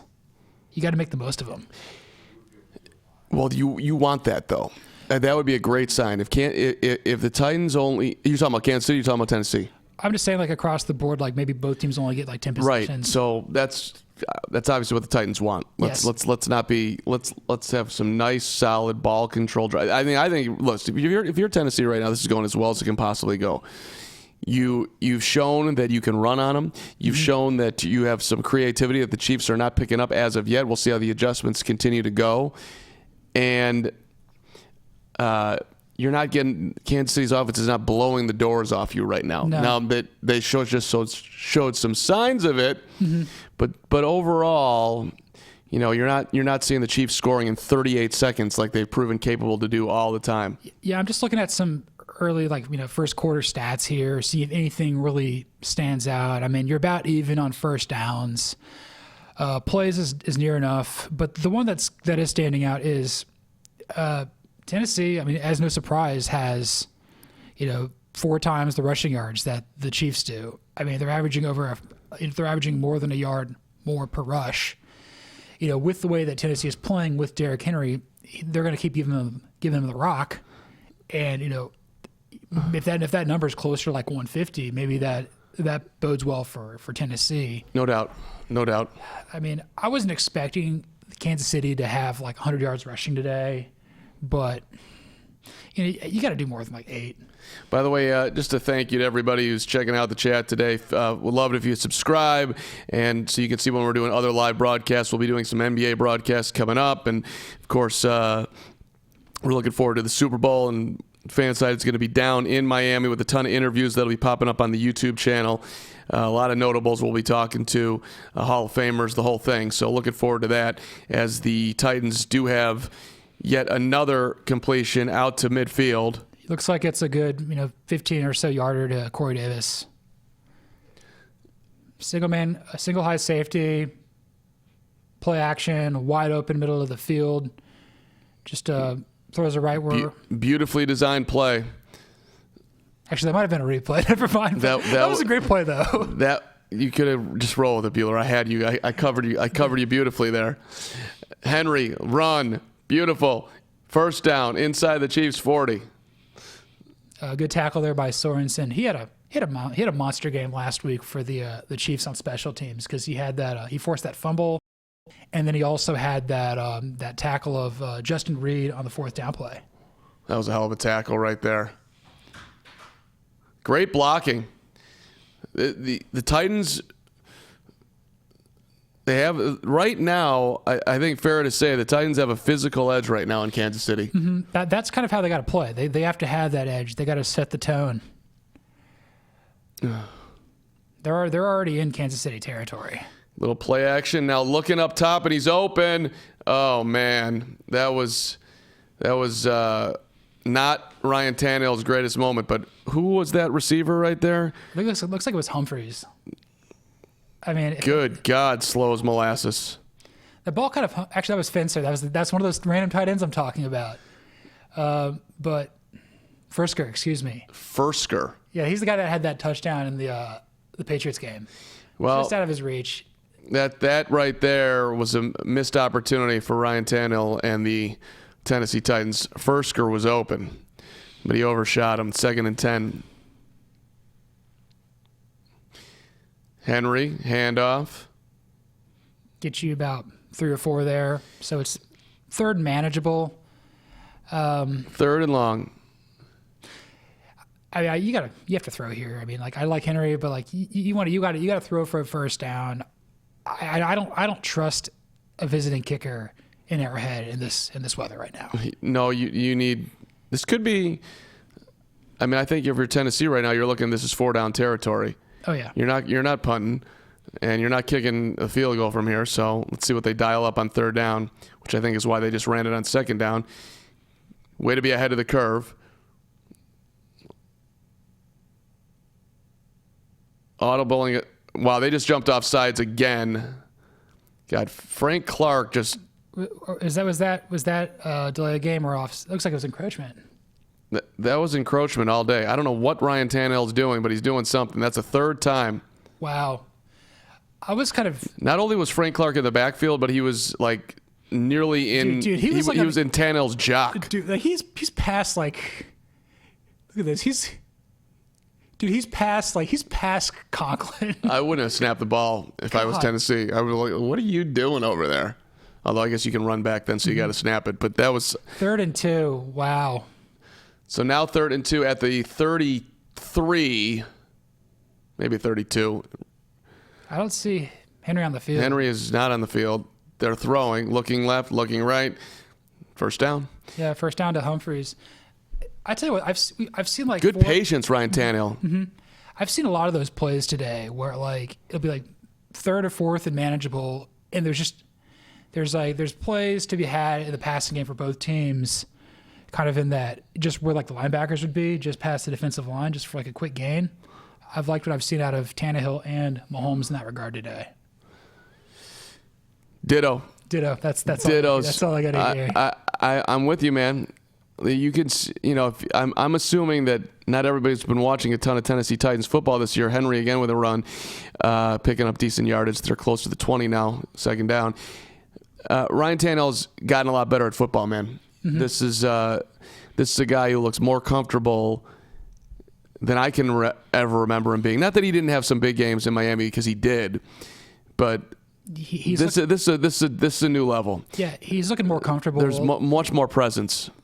There were years under Adam Gase where he looked pretty good, but this is what we thought he could be coming out of A&M. And another first down. This time to Brown, gets you probably about near the 10. That was, again, good patience for the record. I think he might have missed one. I mean, we're watching on television. We're not at the stadium, but I thought that it looked like there was one Titan streaking down the middle of the field that he may have missed, but I'd have to see the replay, which is not available to us at this very particular moment. 1st and 10 at the 14. And Derrick Henry skipping through the line, breaking arm tackles inside the 5. There is a flag. This could be a hold. It might be a hold there. I feel like the hole was pretty big. And it is. Yeah. Because the way that play was shaping up, he might have gotten like a 2-yard gain, and he just goes there for like 8.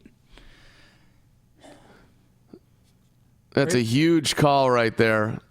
You're inside the 5. Now you're knocked back to the 23. That's a big-time call. They called it on Conklin. I don't know, man. Well, that's a tough call. He was off balance. He wasn't really trying to hold him. He was almost like trying to keep his own feet on the ground more than anything else. I don't know if I like that call at all. Yeah, I guess because it looked like he was going for the head. And like, well, we got to call something. But yeah, I don't like the call there. The officials, man. That's oh boy. What do you?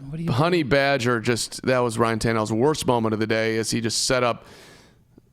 He just set up Davis just to get plowed by the Honey Badger. That was one of the best hits you'll ever see from a safety, basically behind the line of scrimmage. Oof. Textbook in today's NFL, John Bueller. Didn't lead with the helmet, led with the shoulder. I just love watching the Honey Badger make plays. He's just so much fun because nobody ad-libs quite like him. He just does what he wants and it works. Usually. Hell of a football player. 2nd and 22. Let's see if... Oh, God, nearly intercepted. Again, going to Brown down there. The field for A.J. Brown. He's already got a couple of catches. That time he was quadruple team. The ball was deflected. That was dangerous. Were you ever dangerous on the dance floor, Bueller? Not really. I have like... You weren't dangerous on the dance floor? I am not a dancer, Carm. I am not... Did you enjoy She's Dangerous on the Dance Floor? That I did. And random songs are popping in my head today. That's where I'm going with. 3rd and 22. And we do have a completion and a flag. Interesting. What do we got here? They're going to call it on the offense. This could be another huge call. Pass is complete to Corey Davis. If they call it a hold, it's a first down. If they call it offensive pass interference, then you're going to go out. Then they'll be knocked out of field goal range. Mm-hmm. I would say this is a big call. I'm uncomfortable with the amount of power officials have. That's why you want to be one. You want the power. I would. Yeah, you do. I would just never blow the whistle. Did you see? They're calling pass interference on the defense. That's a first down. That hurts. Mm-hmm. Huge call. And we'll see how huge if Kansas City cannot keep Tennessee out of the end zone. Okay, you're grabbing the jersey there.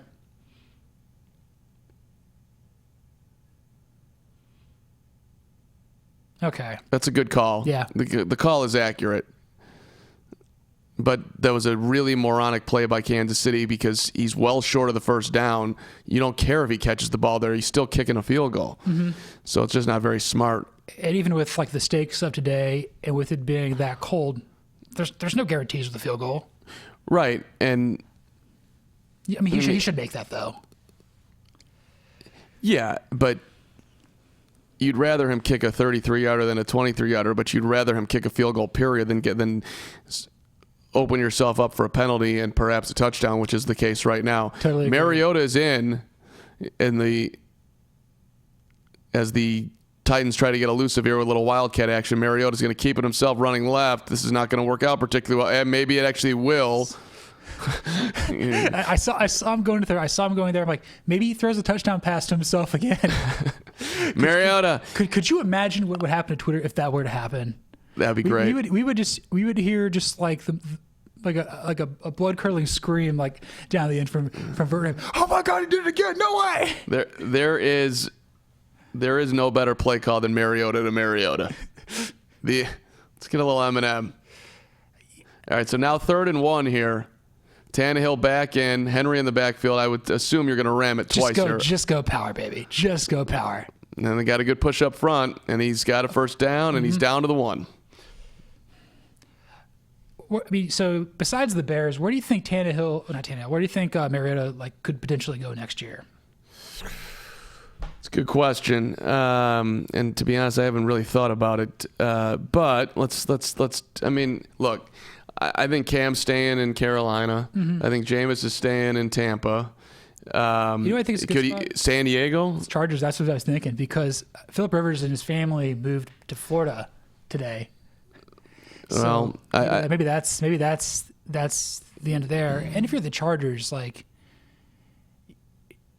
you're going to want some sort of veteran guy, assuming you go get Tua or Herbert. You want somebody there.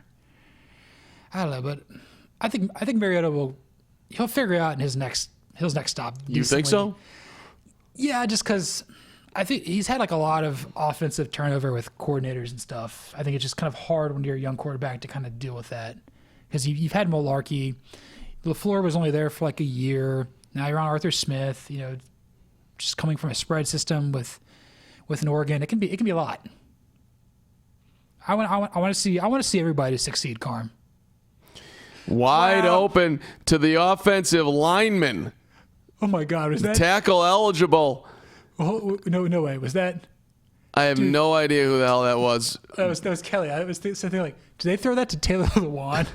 No. Wow. Kelly. Hold on a second. Dennis Kelly. Has he ever caught a touchdown pass in his life?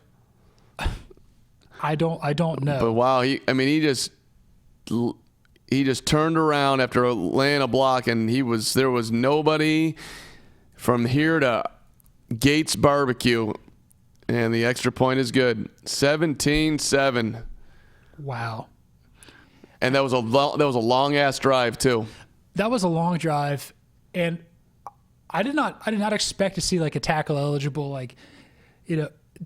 catch that. I was just it's a long developing play. I'm why is this taking so long? I'm oh, you have an offensive tackle catching a touchdown wide open there. So I don't want to make this about me out of nowhere here, Bueller, but we're going to cover the Super Bowl. Yes. And I would much prefer to cover Patrick Mahomes of the Kansas City Chiefs than Tennessee. But hey, Tennessee, if you get there, we are going to do you justice and then some. But we'll get every other storyline. But this is. You think the networks are fired up here about the Titans potentially doing something here? Now we're way early. It's in the second quarter, and it's a 10-point game. No, dude. Fox. What's the live betting right now? I don't know. Fox wants Kansas City, San Francisco, and if it's Kansas City, Green Bay, well, then you get Green Bay's always a win. It's a massive fan base, but those are kind of the big storylines. Because if it's Kansas City, okay, so you've got Patrick Mahomes, you've got Travis Kelce, who's good in front of a camera, you've got the Honey Badger, you've got Andy Reid, you've got Tyreek Hill, you've got a bunch of you got Mitchell Schwartz, brother of Jeff Schwartz, for stacking the box. You got a doctor on the offensive line, and I can't say it. I don't know how to say his name. Duvernay Tardif, I think. Close enough. Like it. But you got some people there on Kansas City that I think would be really fun to interview. And then, I think you got good people both on the 49ers and the Packers. That's not to say that Tennessee doesn't have guys with sound bites on, but Pat Mahomes, Super Bowl. It's gonna be great regardless. But I guess let me rewind it to the point that I'm just surprised that the Titans have started out as well as they have. Maybe I shouldn't be surprised. Maybe I need to look in the mirror on my football analysis and get better. But I am surprised right now. Are you surprised? Are you a surprised John Bueller? Anybody? I'm just kind of surprised that the same recipe that has worked for the Titans the last 3 weeks is working now. I thought that I picked Kansas City to win this game. They can still do it. They most certainly. Oh, you'd pick them right now. I'm just kind of surprised. Wouldn't you? You'd still pick KC to win this game. I would. Yeah, I sit there go like, you go into halftime, you've got a change of momentum there, and when you're playing from behind in a gotta have it game, you can be even more creative. They're like, you know what? Let's go 4 verts. Let's just air it out. Well, that's the beauty right now. If you're Tennessee, like, all right, we're playing with house money, period, and now let's not pull back the reins because we're winning and try to get all conservative. You keep doing, and they're not exactly. They're not. That's the thing about the Titans which makes them dangerous. They're not doing anything super sexy. Here's a good return out past the 35. Joseph was there on the tackle, the kicker. Get in there, Mr. Kicker. Do what you got to do. Bueller, handle the next 60 seconds the best you can. Okay. So no pressure. You got this. They're showing a bunch of interesting stuff with Mike Vrabel here on the telecast, and he was a very talented player coming out of Ohio State. He played for Bill Cowher for a few years there at Pittsburgh. But when he went to the Patriots, where he spent the bulk of his career, he had so much energy. He'd go catch a bunch of touchdown passes from like Tom Brady in practice, and he's a linebacker, and I think it's kind of cool that he's willing to have his team have a bunch of unorthodox plays. With the offense, like we saw last week with the Derrick Henry Wildcat Tim Tebow touchdown pass. Obviously, the pass here with Dennis Kelly today, that was kind of cool. And I know he's more of a defensive-minded coach, but you got to believe in those sort of situations. He's got to sign off on that with Arthur Smith. So I'm excited. I'm just kind of excited to see just the creative play calling that the Titans have had. But I really want to see the Chiefs come back here, make this a really great game. So 2nd and 10, Mahomes tries to target Kelsey, comes up short a little bit. So it's 3rd and 10 here. There is a flag on the field, so we're going to have to see what that is. Might have been on Brown for a flag there. I'm not sure. Okay, there's a flag on the defense. Illegal contact. Looks like it's an automatic first down. Okay, it's on Rashaan Evans. He was the guy that got hurt a little bit earlier in the game for Tennessee. Looks like he's back in there, ready to go. So, penalty there on the Titans there. So it gives Tennessee a fresh set of downs there, near midfield. Great job in the last 1 minute there, Bueller. Upper management, Richard told me that you were amazing. Was he not? That's exactly right. I feel like people learn stuff, or I don't know. Was the show better just with Bueller than with me? Let's see your thoughts in the chat. Should I just leave for good? Did I look good on camera while trying to spew facts? I think you were amazing. Well, thank you, Carm. And I didn't hear a word of it, but I just know that you were. That's the type of confidence I like. I don't care what I could have talked about anything. Right. I could have talked a lot of trash, but I chose not to. I had my window. By the way, John Wilkinson thinks you look dangerous on the dance floor. hashtag Team John. Team John is on it. Mahomes rolling right, throwing right, complete to Sammy Watkins. I didn't realize that this is the drive you don't want, by the way, if you're the Tennessee Titans. The Chiefs are going down the field in 5 seconds. They're marching down here. You want to take a 2-score lead into halftime, and it just doesn't seem like that's going to be the case because you're already pretty much in the red zone. I am all about you're going to give up points. They're the Chiefs. You're not going to slow down. You're not going to stop their offense, but you do want to slow it down. You don't want them to have multiple possessions here by the end of that first half. So this is going to put the pressure on the Titans to have one more ball control drive and not give it back to them, which I'm skeptical they'll be able to do, but we'll see. Now, obviously, the goal is to keep them out of the end zone as they're already down to the 20. Mahomes in trouble, contained well. Nice job by Tennessee. That's what you need right there. Yeah, you want to make them fight for every yard there, Good job containing right there. You don't have to sack Mahomes. You just got to, throw some timing off his routes there. You've got a good secondary. It's a tough challenge to keep the Chiefs receiving core, at bay, but it seems right now that Tennessee's doing a great job. But just watch the next play, like Tennessee or the Chiefs throw a touchdown. that's just how it goes with Pat Mahomes. He's like, oh yeah, on that particular play, I'm Pat freaking Mahomes, and I can do whatever I want. he's had 13 dropbacks so far. Mahomes has been sacked once, hurried 6 times. Again in the gun, down the middle this time, touchdown. Did you not just say that? I swear to God, Bueller just said that. Tyreek Hill, wide open, down the seam, Second touchdown of the day. You know, I like to consider myself the fan-sided Tony Romo, where I could predict things on camera. I don't know. But that's a great throw. That's a lot of momentum back for Kansas City. I mean, Tennessee's got an opportunity to put some more points on the board, but that's what you want if you're the Chiefs. That's exactly what you want. Let's see how this goes here. He gets off the line. That's just nothing you can do, man. It's a great throw. Mm-hmm.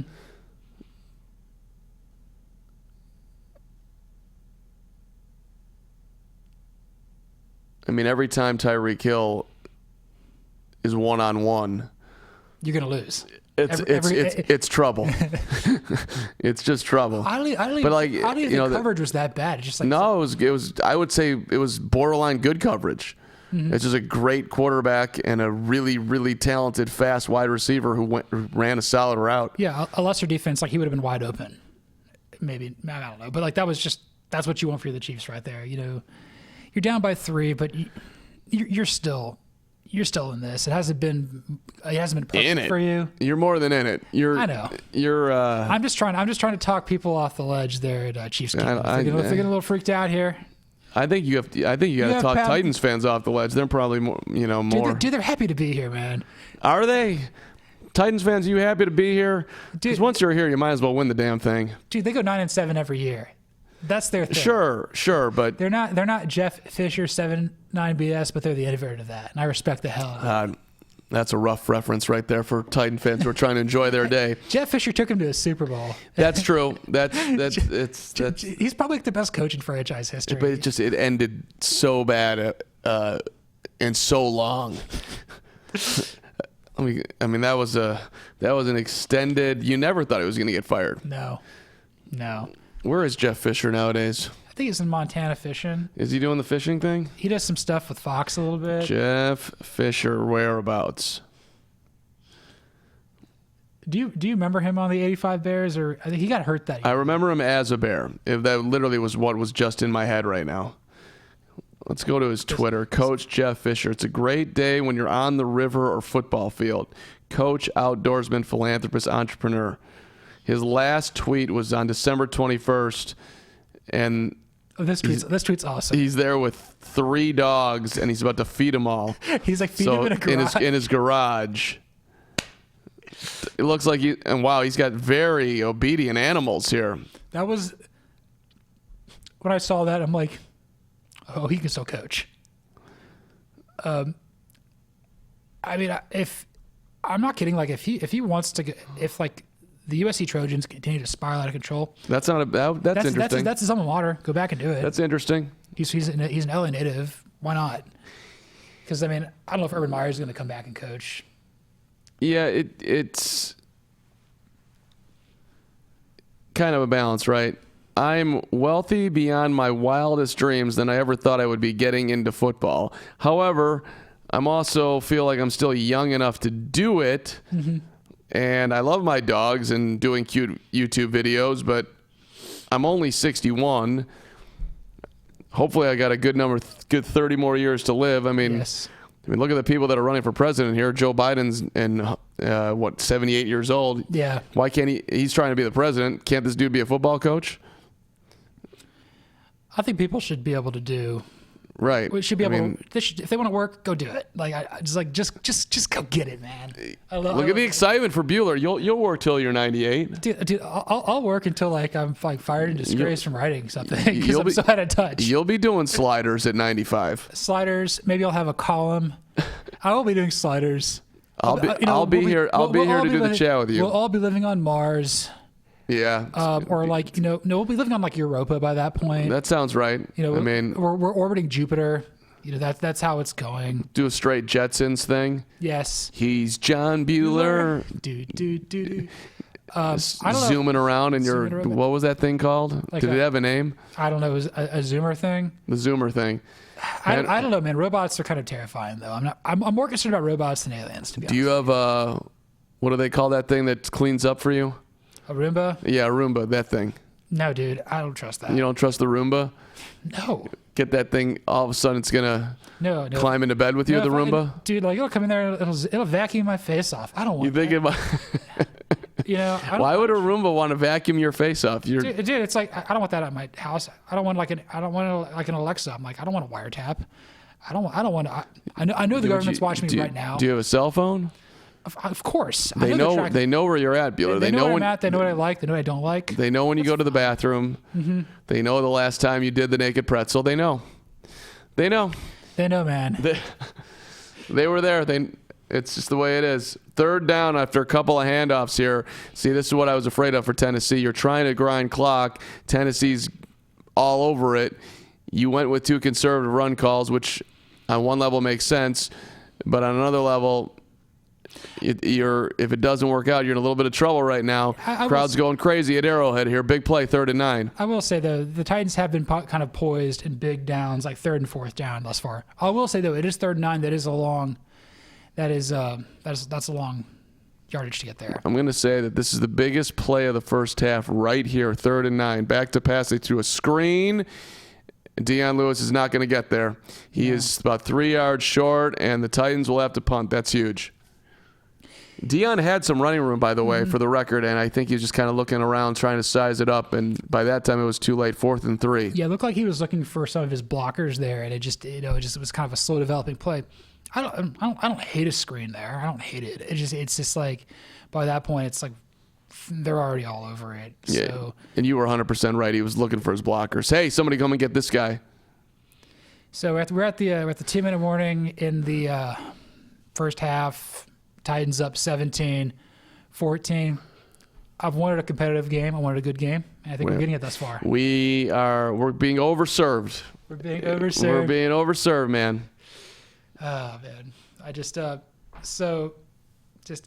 you have any bad like conference championship moments as a Bears fan? You remember? I mean, how many times have the Bears been there since you've been?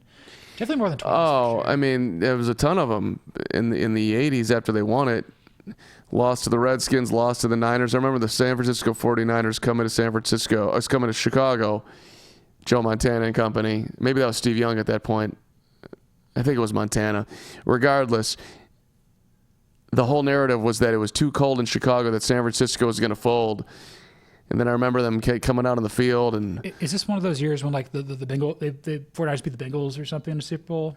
It was before that. Okay. That was 91, I believe, if memory serves correctly. Okay.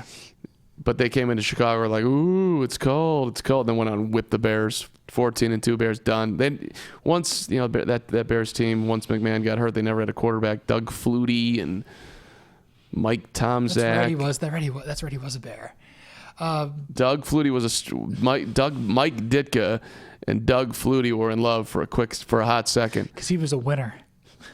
Yeah. But I'll just say, like, any team that's playing today, any fan base of any team playing today, this is awesome. Like, you want to be in this position to go to the Super Bowl. So it's a huge accomplishment to be, in essence, in the Final Four. I mean, the Texans have never been there before. I don't think the Browns have been there in my lifetime. It's been forever since the Redskins and Lions. Like, it's a huge deal. I mean, I've been blessed in my life to see the Falcons play in 4 NFC championships. Got to go to 2 Super Bowls. Didn't win either, but it's great because it's been like, God, until like last year, it had been forever for the Chiefs being here, and then the Titans. I think this is the first time in like 14 or 15 years they've been here, at this stage. Yeah, it's been a while for the 49ers too, like 6-7 years. Well, in San Francisco, there's a lot of mirroring in the stories, at least from an expectation standpoint, with both Tennessee and the Niners. Nobody thought, at least at the beginning of the season, that San Francisco was going to be half as dominant as they have been. No. And, to be heavily favored to go to the Super Bowl. I mean, no one saw that coming. Even Hunter Armour, our great 49ers fan, is going to be jumping on the chat during the Niners and the Packers coming up here. I don't think even the most optimistic 49ers fans, he'll probably shout me down and say that's not true, but I don't remember people saying that. I'm telling you, the Niners are going to the Super Bowl. I don't recall that. No, they had a chance to double their wins. They were terrible last year. Obviously, not having Jimmy G was a big problem there. Oh my God. I don't know what was going on there with that punt. But like, I think with the 49ers, you could be like, yeah, I think there's a pathway where we can win the division. And I think if you just did that, you'd be pretty satisfied. But everything that's kind of happened this year for them is kind of icing on the cake. So it's been a great year for them, for sure. But obviously, if you're Kansas City, that's okay. That's total. Okay, fair enough. Hunter says that they would start 8-0. Well, you did play very. I'm talking about before the season started. I don't remember hearing it, but maybe Hunter was telling everybody in Hunterland that they were. But if he was, then he's one of the few. What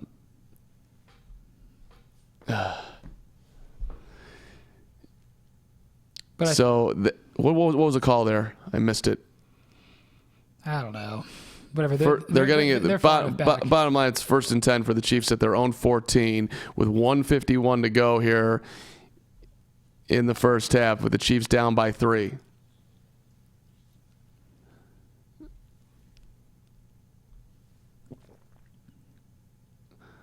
Pass complete to Williams outside. Oh boy, not great tackling there.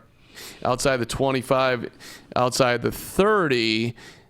Yeah, you can't miss tackles if you're the Titans defense. You can't allow like the Chiefs to extend plays there. That was not a great moment for the Tennessee Titans, but still a long way to go here for Kansas City. This is a huge sort of momentum moment here. Right now, if you're Tennessee, I'll take the 3. Mm-hmm. Let me go in and tie at 17. You making that trade right now? Kevin Byard missing the tackle there. Slinging it left side to Williams this time. Knocked out of bounds. You don't want to be knocking him out of bounds.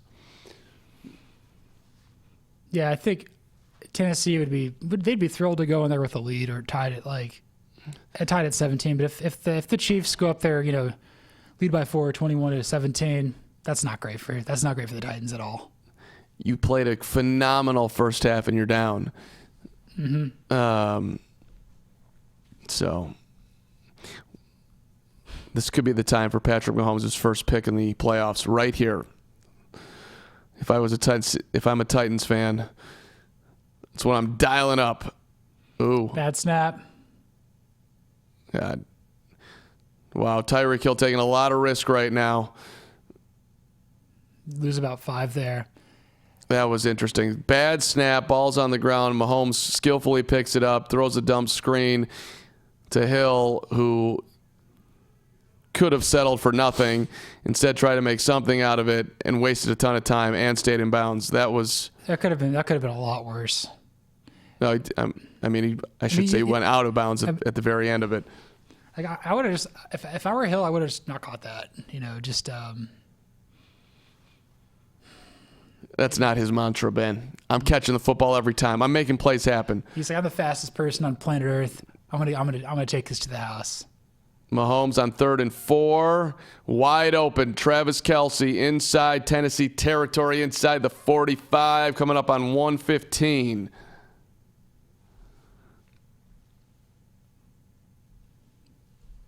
Uh.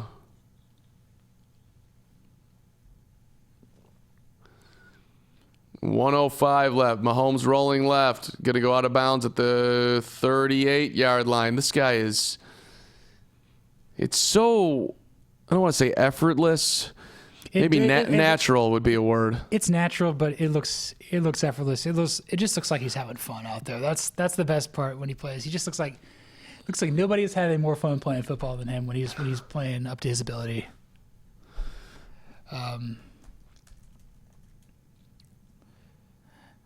I know when he came out of Texas Tech, people were saying like, "Oh, he has the chance to be like the next, Brett Favre," but he's going to be better, man. Like he's just not inherently reckless, which I think is kind of cool.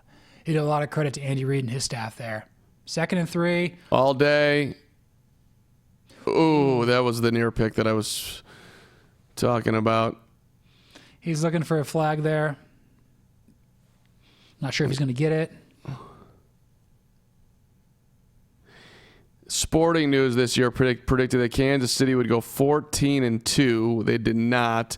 They predicted the Packers to win the North. That was correct. They also predicted the Bears would be 11-5. Let's see what they said about the Niners. They had the Niners finishing 8-8 in third place. Okay. The division won by the Rams, 11-5. This was on September of 2019. Just going back and seeing what people were predicting to prove my point. Mahomes back, throwing, complete. Watkins inside the 30, coming up on 45 seconds, first down. You got 2 timeouts here. You're coming away with points. And you're probably going to take a lead into halftime. I can feel it.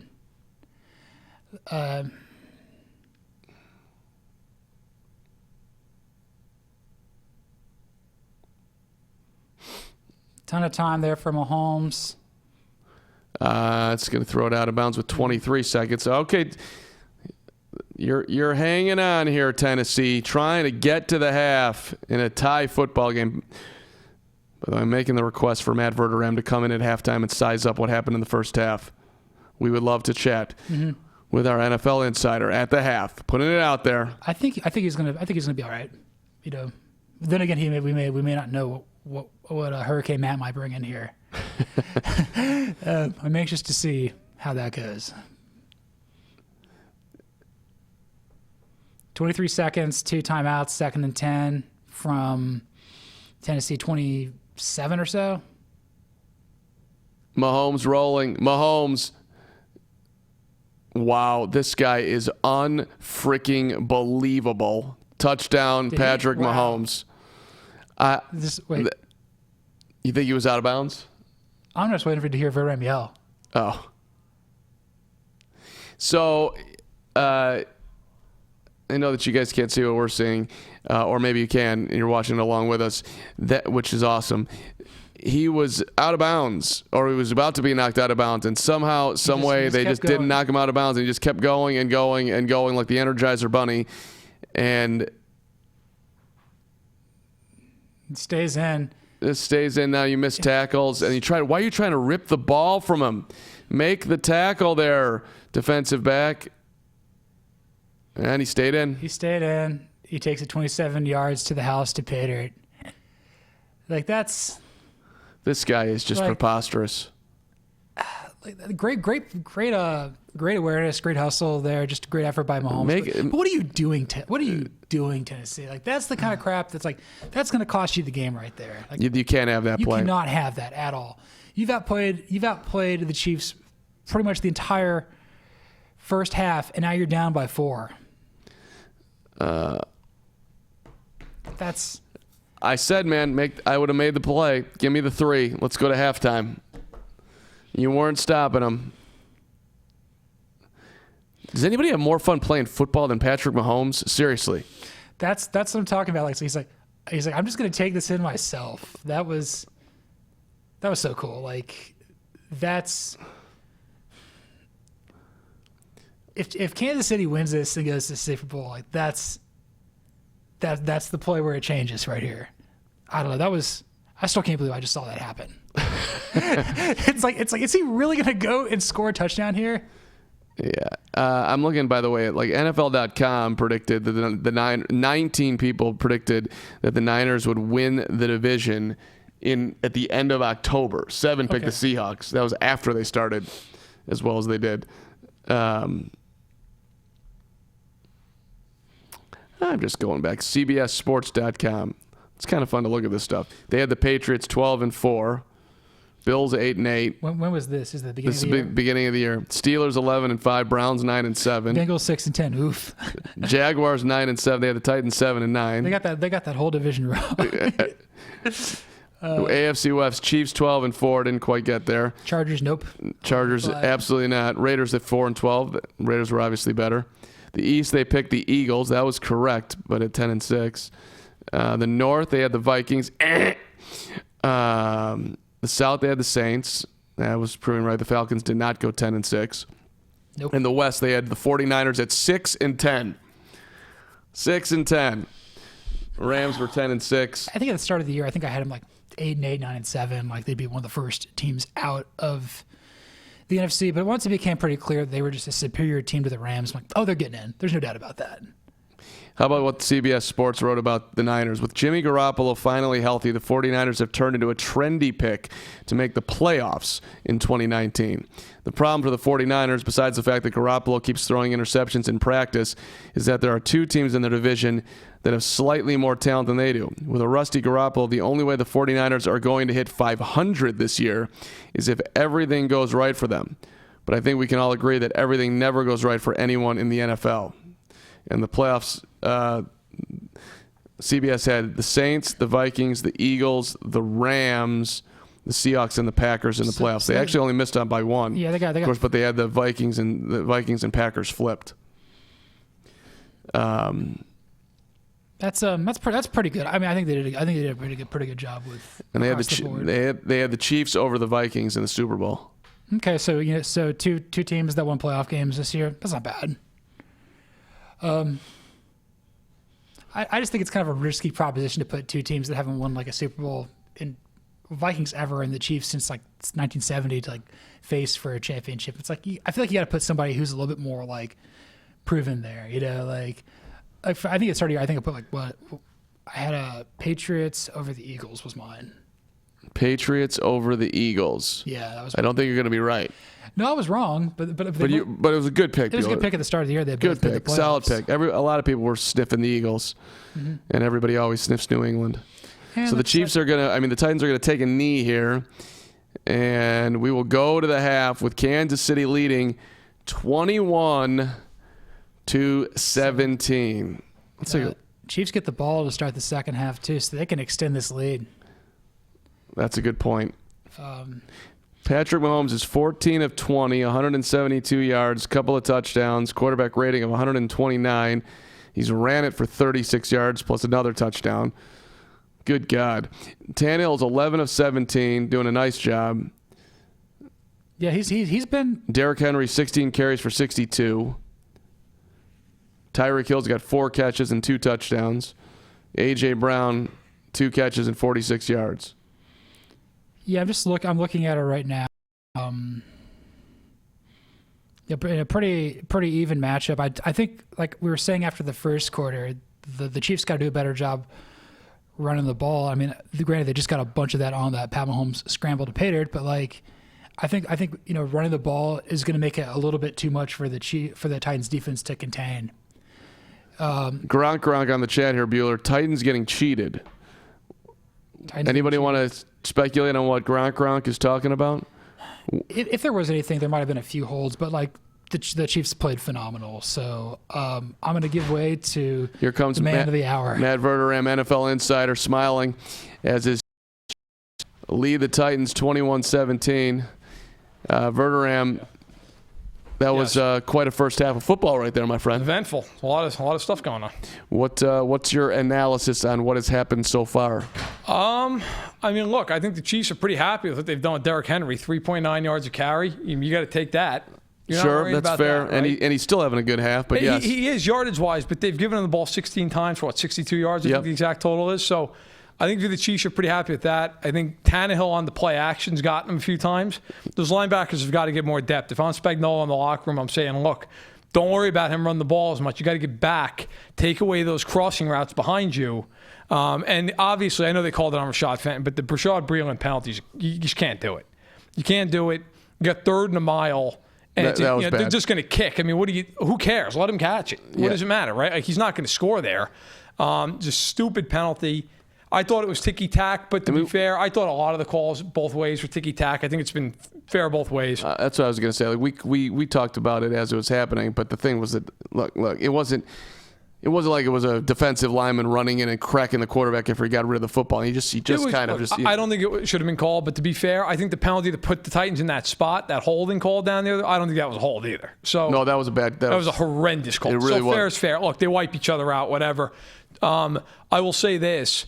I think right now, if you're Tennessee, you've got to be a little worried about the fact that Kansas City really defensively did everything imaginable to blow this game early, and you're losing at halftime. Right.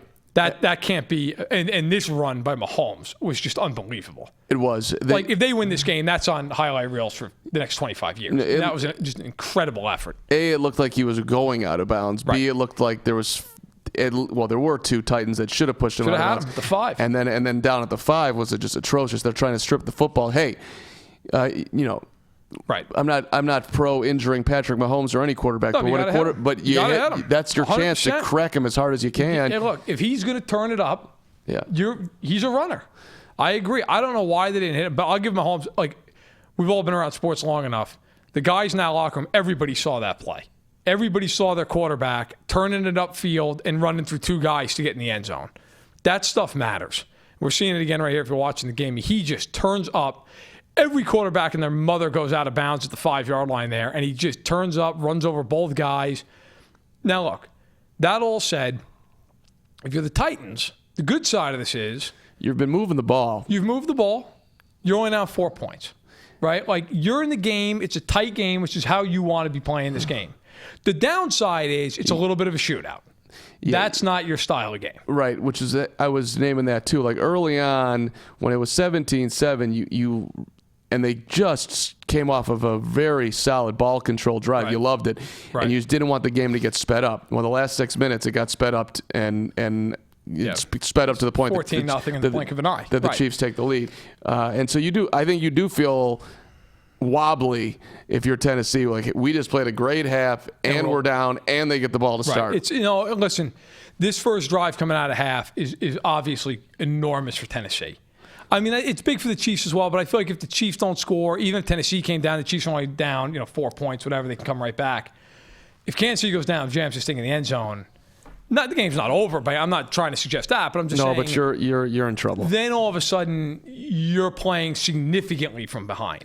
And, depending on how long the Chiefs take half the quarter and jam it in the end zone. Now, it's a concern. I still think either team can obviously win. I do think, though, those last 5 minutes, I mean, look, if there was one turning point for me in the game, it's 17-7. You just laid it out there perfectly. The Titans had the ball for 9 minutes, and the defense came up. Defense has got to get a stop there. The offense should be out of rhythm in theory. The defense has been well-rested, making corrections.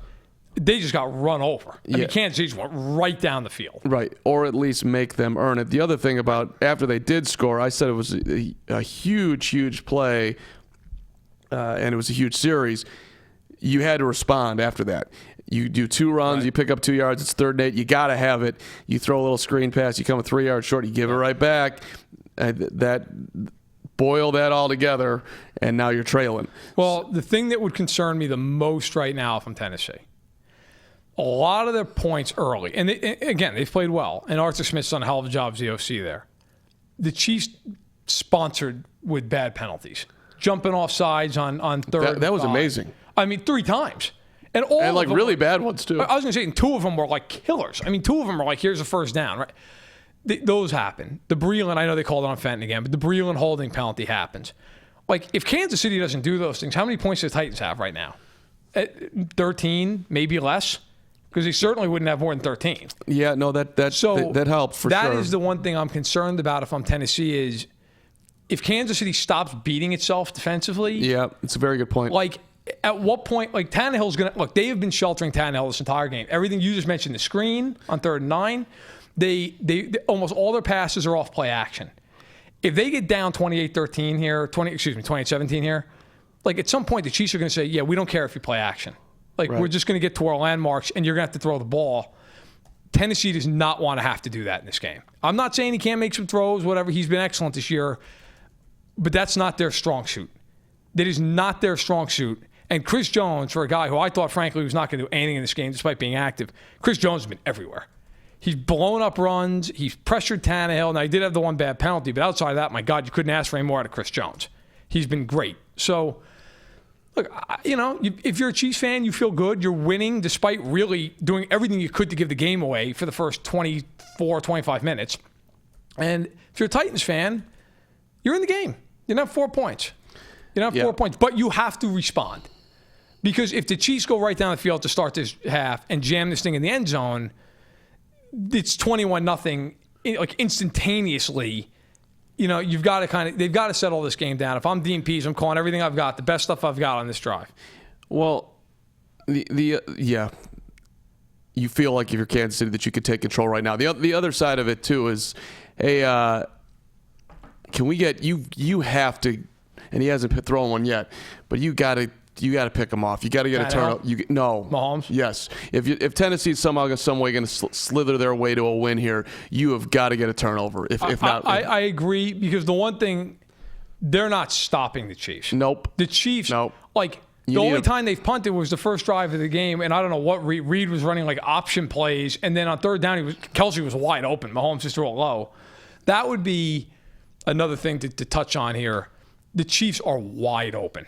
Wide open. I mean, the only real tough throw that he had to make, that he did make, was to throw to Hill the second touchdown. That was a great throw. It was just beautiful, right on the nut. But other than that, I mean, how many times has he thrown to Watkins or to these guys are just, they're wide open. I mean, there's nobody in the zip code. Which is nothing new for Kansas City. There's too many options. Right. Well, they spread you out. They use the whole field. They use 53 and a third wide, and they move it down. And look, if Tennessee's going to win, I agree with you. They probably need to force a turnover. And if Tennessee's going to win this game, I really think, not to say they couldn't come back and win, because they could, they got to stop them on this drive. If Kansas City comes right out at a halftime and just plows them for another touchdown, that game's going to start to swing very similarly to how last week's game swung. It's just an avalanche, and it's almost suffocating, because you just feel like there's no answer to it. Tennessee, it's a huge drive coming out of halftime. Makes me think, when you really size up what's going on here, Kansas City just feels like such a strong favorite to take the whole thing. You can't stop them. They just do things that are very, very trouble, hard. Man. They're so fast. And then you get Mahomes, where now that his ankle and the knee are healthy, right, it's just, even if you get pressure, he gets out of it and he can throw off any platform. So you feel like, as a defense, you've got him on the run, you won that down, and then he throws for 20 yards to Hill. And it's like, well, how do you stop that? Look, they obviously can be beaten. They may be beaten today. But they do have weapons and a way about them that no other team in the league can match. I mean, they just can do things. They spread you out and they move everybody around. And you're right. If Tennessee's going to win, I agree with you, it's going to be because they strip sack them, or it's a pick. Because, Frank, I'll tell you one thing. Tennessee, if they're going to win this game, they better not leave him with the ball last with a shot to win. I mean, it is just... Can you think of a quarterback who has played the game with as much joy as he plays it? The only guy, obviously, I think would come to is Favre. Yeah, he's up there. Favre was like that. Like, Favre was just a kid playing a football game. But even then, Mahomes to me is... Mahomes has there's just something about the from the moment he comes out of the tunnel, the whole thing, he's just having such a great time, and there's so much confidence, even when things are going bad. Right. Well, to your point, not to cut you out, my apologies. It's kind of that Brady gene, right? Like, Brady's like that. Brady's got a ton of confidence all the time. He's not like a kid sometimes playing, but like, he has that, like, Mahomes sometimes has that look. And I can't even describe, but you just look at him and you're like, boy, they're coming. Like, you could just see it in his face. Like, I'm not punting the ball here. We're going down, we're scoring. Like, I thought Tennessee had a shot to really kill the Chiefs in this game. It was 10-0. Chiefs had the ball, they're driving, it's 4th and 2. If Tennessee stops them there and gets the ball back, that game might start getting sideways on Kansas City. It would have been a big moment. They convert, they get to 7. And Tennessee, to their credit, comes back down. Chiefs take a horrible couple of penalties. They score. But then, as you said earlier, the Chiefs, it's just boom, stop, boom. If you're Tennessee, I know the Chiefs have a great offense. You can't let them go 89 yards there. Like, even if you hold them to a field goal and it's a tie game, fine. I also said that. Like, right at 17-14. Anybody want to just sign up for I'm good. You can have a field goal right now. And you can tell, if you look at the coverages they're playing on that drive, they're like, here you go. They were so far off the receivers. They were more than happy to give up 15-yard plays, keep them back. But they let them score a touchdown. Look, this drive is enormous coming out of the half. If Kansas City scores again, it's not over. But you have to start saying, the Titans are starting to get themselves in a bad position. And we're about to start the third quarter. So I don't know, is Bueller coming back, or is it? No, you're stuck in here. Yeah, right. I will walk right out. Bueller, I have no idea who's walking in here. As far as I know, it could very well be, maybe maybe Kayla will show up for the third quarter. Good luck to you. Yeah. No, I'm assuming John Bueller is coming back in here as Josh Hill doesn't like me anymore. That's fair. And so, I would say a fairly decent move by Hill. But before you go, Matt Verderame, 21-17 at the half. Give me your final score. Before the game, it was 30-20. You might as well stick with it at this point. I'll say, it's going to be a little bit. Tennessee's going to score more than 3 points, I would think. 38-31. Kansas City. 38-31. All right, we'll see what happens. Verderame, great to see you, my friend. You as well. You watch the kickoff, see what happens here. See what happens. See all those fans just still living the dream on the concourse. If you're the Chiefs right here, all you can do is just not fumble. If you're the Chiefs, anything else is a win. I don't care if you can tackle it at 2. Like, anything else is a win for the Chiefs here. Flag. So they take, like, 5 penalties simultaneously. Flags. Yeah, they're going to be starting at, like, the 4-yard line. So this is why... but see, it's the Chiefs. You don't even care. Like, as long as he doesn't fumble the ball, fine. Fine. You know, I mean, it's not ideal, but fine. Right. No personal foul. Yeah, it's a blindside block. I saw it in real time. I didn't know that he blindsided him. I thought actually, to be fair, I thought it was going to be fine there. But now they're going to be at the 5-yard line. Well, maybe not the 5, the 9, 10 yard. Either way, they're way backed up here. That's overall, though. What does it matter? The 9, the 19. This is the drive of the game and their season for the Titans. The Titans have got to get them off the field. If Kansas City just goes right down 90 yards here, it does not portend good things. But they're going to have a shot to stop them. Mahomes to Williams. He's having a great half. Yeah, I mean, Mahomes has found him multiple times. That's his 4th catch. Well, that's why they love him. He can catch the ball, and he's a good blocker. You know, he's good in the pass game. He's not an incredible runner. He's okay. You know, he's fine getting yards, but they love him. You know, they love him swinging the ball out like they just did. Mahomes now 15 of 21 as the Chiefs have it out at the 17. Second half underway here. 2nd and 3. I wonder if the Chiefs just run it here. As you see the sign, let's do something special. Verderame, if they hold on and win this game, do you have champagne in the office? Do you have... No. Okay, because, I think you maybe should have somebody go out and get us some here. We'll see. They got a long way to go here. They got a long way to go. Pick up a 4 up the middle. Williams now getting it tucked in his belly. 4 yards.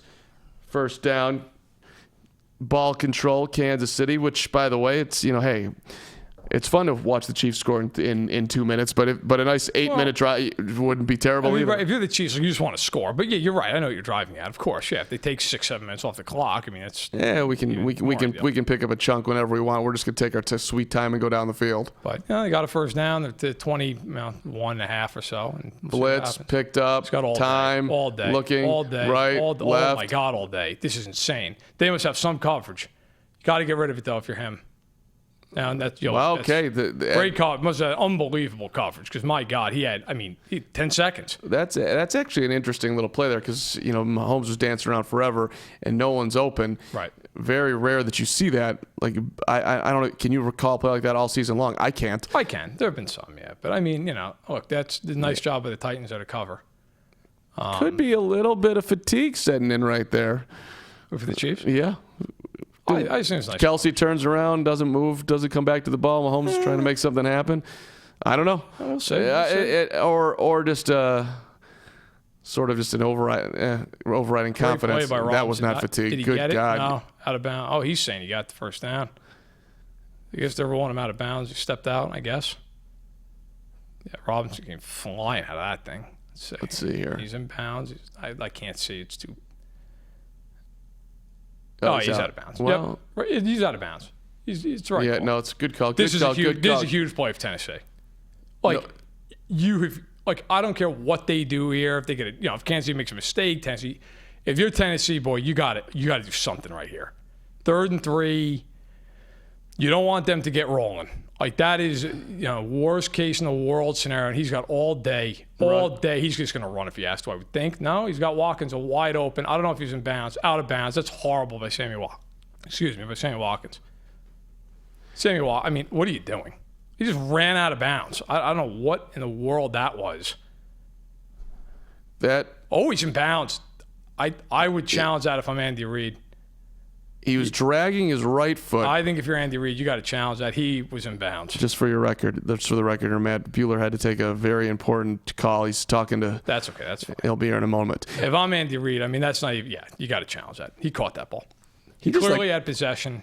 Isn't that so weird? Where do you hold the challenge flag? And then he looked like he just pulled it out of his backside and just like dropped. I'm not sure. I don't want to dive too far. I mean, I could use an instant replay on that. Let's see it one more time. I mean, look, you'll be Gene Sarator. So piece by piece, he clearly has the ball. He's got possession. Definitely has the one ball. foot is obviously in and completely down.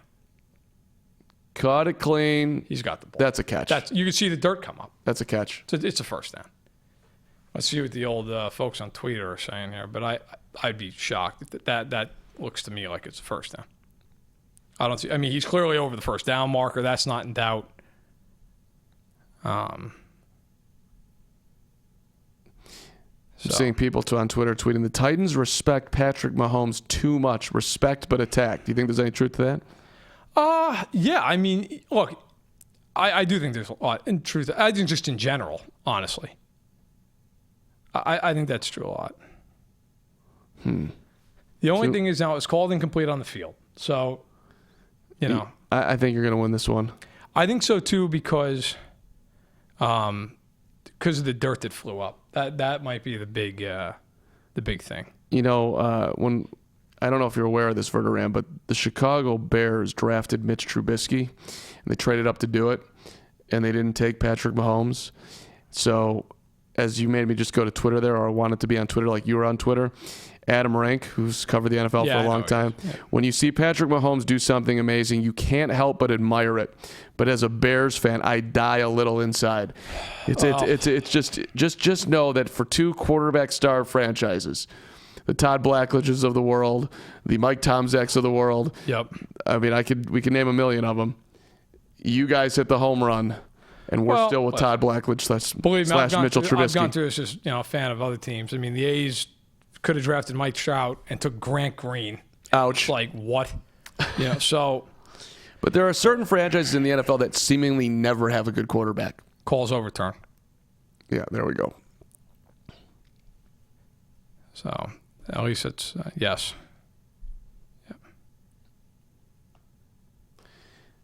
Your guy Carrington Harrison, I don't think he's winning this challenge. He was the only person. I love Carrington. He's a great friend of mine, but that was he was the only person on Twitter who didn't think it was getting overturned. Come on, C-Dot. At least on my feed. You know that that's a big one. That's a big one. Survivor coming up February 12th. Are you going to be watching? I've never watched 1 second of Survivor. Is this going to be the year? No. No? No. Just never got into it.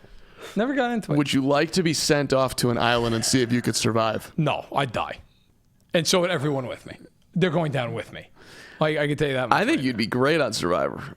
Oh, God, I'd be atrocious. Your effervescent personality would come through as you were killing a snake and having dinner. It would be. There he is. I am not a great outdoor. I don't know where my shirt is. Yeah, this would be a disaster. Williams takes the carry. As the Chiefs now up. Good job. The tackling for the Titans has been borderline atrocious the last 10 minutes. I thought they were going to close. I thought Byard had him after about a game of 3 or 4, and he ended up getting 7 or 8. Yeah. If I'm the Chiefs, I'd just run the ball here again. Second and 2. Right at him. And I wouldn't run much from the Chiefs, but in this case, I'd run. Chiefs with 56 rushing yards on the day. The Mahomes. On the run. The Michelangelo out of Mahomes there. This is interesting. Now they're going to motion Williams into the backfield. It's a huge drive. I keep saying it, but it's an enormous drive in this game. So far, it's taken up 3 minutes of time. Kansas City gets a field goal. I think it's kind of a draw for who won the drive, so to speak. Mahomes, keeper, sliding, first down. Time continues to roll. The thing, like I said, that would bother me if I'm Tennessee, they're just wide open. They're wide open. And I know the Chiefs do that to everyone. I get it. But if you're going to beat them, they can't do it to you. Like, they just can't. And Kansas City, it's just whatever they want in the air. I know they've gotten some pressure, but he's so good at getting out of it that it's almost like when you pressure Deshaun Watson. Like, that's great you're getting pressure, but more often than not, he's going to get rid of it. He's going to find somebody. So we'll see how it plays out. But so far, Mahomes has been as advertised. But I think if you're Tennessee, you cannot give him a touchdown this drive. You can give him a field goal. I don't think it kills you.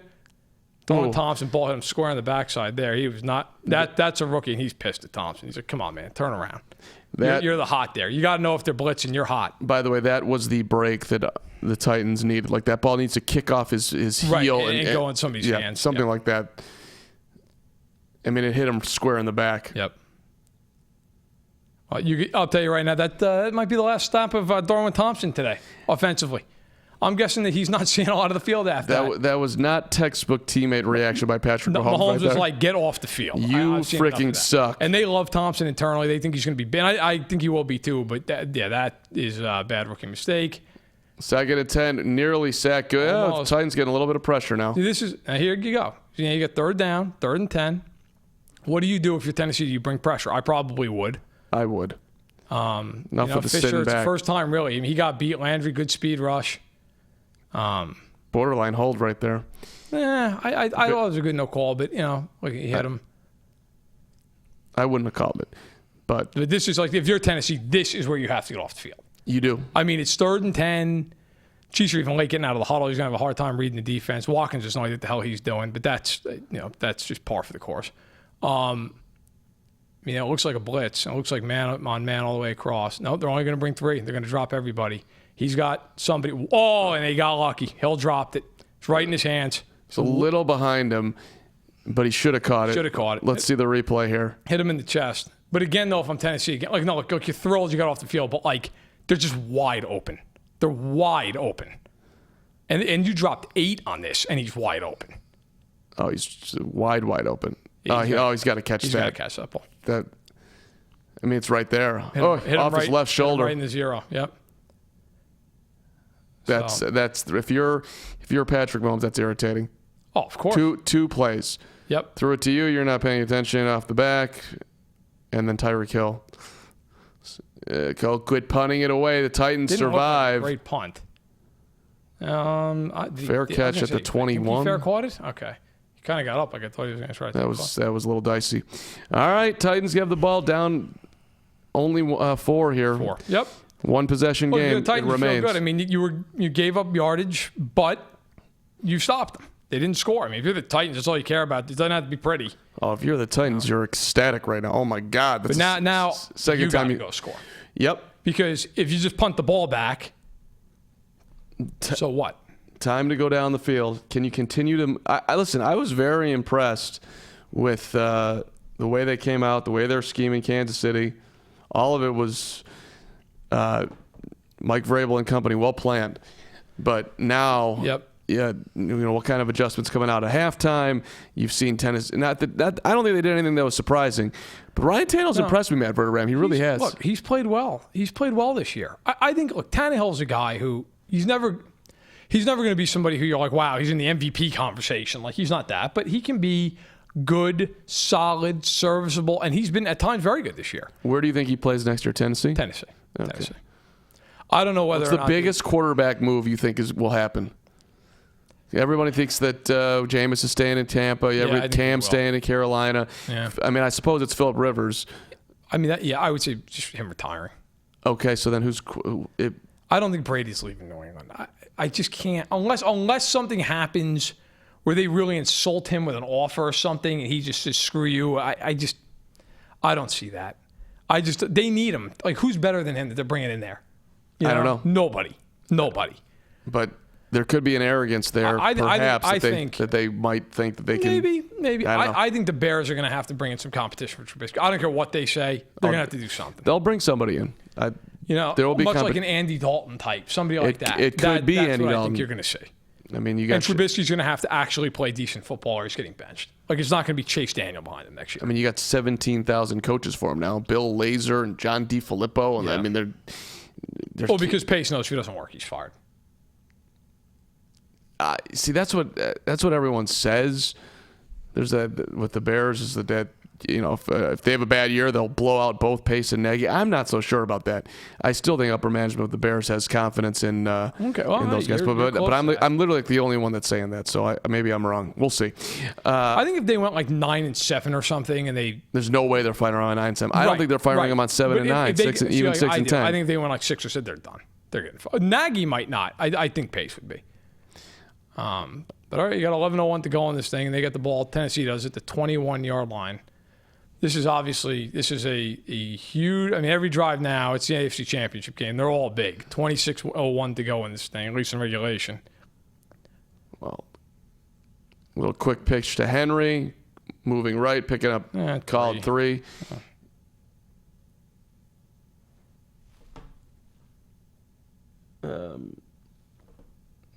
I thought that was a note of some. Well, there's Roger Goodell. Raj. Why does this hat have the wrong Super Bowl number on it? How do you know what I don't get about that? Who's going to tell him that number's 35? Dude, it's freezing cold. Put on a ski hat. Why are you wearing a baseball cap? I don't know what's going on. It feels like it's 6 degrees. You're sitting in the shade. Henry's out of the game now. They got 2 tight ends to the right, 2nd and 7. You'd think they're throwing? You would think? I would think they're throwing, yes. And they are. Well, in the dirt. That was his worst throw of the day. I'll tell you right now, if they do not convert this, they're in trouble. If they have to just immediately punt this thing back to Kansas City, not good. Pass was intended for A.J. Brown. It was 2 yards too short and at his feet. It was short. I think he kind of had him, too. I mean, it wouldn't have been a huge gain or anything. It might have been a first down. Ryan Tannehill, we've been giving you a lot of love, dude. Where's Mr. Bueller on this? We have an update there. Bueller is... Because my next commercial, it might be you solo. Bueller's having a tough time. So, let's see, 3rd and 7. This is just an enormous play in this game. Back to pass, looking left, throwing left, and it's... Did he catch it? Did he? First of all, did he I don't think he caught it, but they're ruling it a catch. Caught it. I'd like to see this. Ball was low. That's a hell of a catch. Yes. Yep. That got was his hands under it. They want to snap it so the Kansas City doesn't look at it. It would have been a good ball anyway, though. Jeez, Lewis got banged back after a gain of 3, maybe 4 at the most. Flag down. She's probably had too many guys on the field. I don't think the Titans were set. I think she had about 48 guys on the field. Maybe you're right. I thought it was on Kansas. I thought the Chiefs had like 58 guys running on and off the field. You're right, Verderam. There it is, the 12 players on the field. Good call. I mean, Hunter's tweeting, I'll watch the second half with me and you. So I got bad news for Hunter. We talked about this. Where can people read you after the game here, Matt Verderam? Oh, well, they can follow me on Twitter at Matt Verderam, Verderame. And, Verderame. And then they can follow, of course, on FanSided. There it is, baby. So 1st and 5. Now you'd imagine a heavy dose of Henry's coming. He fell forward 4. Tennessee now outside their own 40-yard line to the 41. You got Mr. Bueller coming in. Matt, it was a sincere pleasure. We look forward to talking to you. Whatever. See you back here, my friend. Josh Hill saying we want Verderam, don't leave. Very nice of Josh Hill. Henry, carry, close to a first down, but going to be a half-yard short. John Bueller stepping back in here. Going to find out what's going on with his life.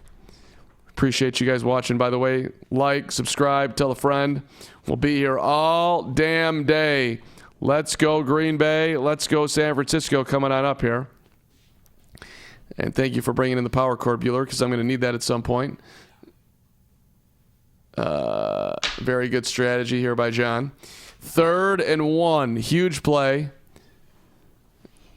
As the Titans trying to pick up a first down at their own 42.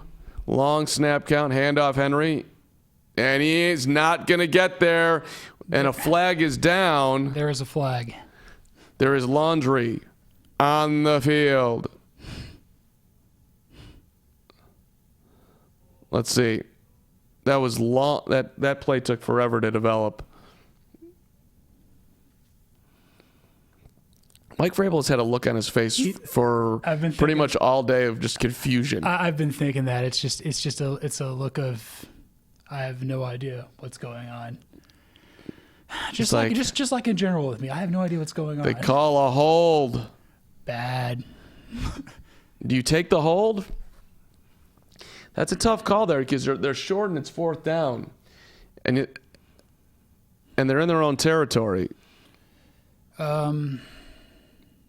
I suppose you're going, and maybe you want to knock him back, but I don't know. So it'll bring up probably a passing opportunity for the Titans, and you probably like your chances more than fourth and short. I don't know. Henry. That's a tough call right there.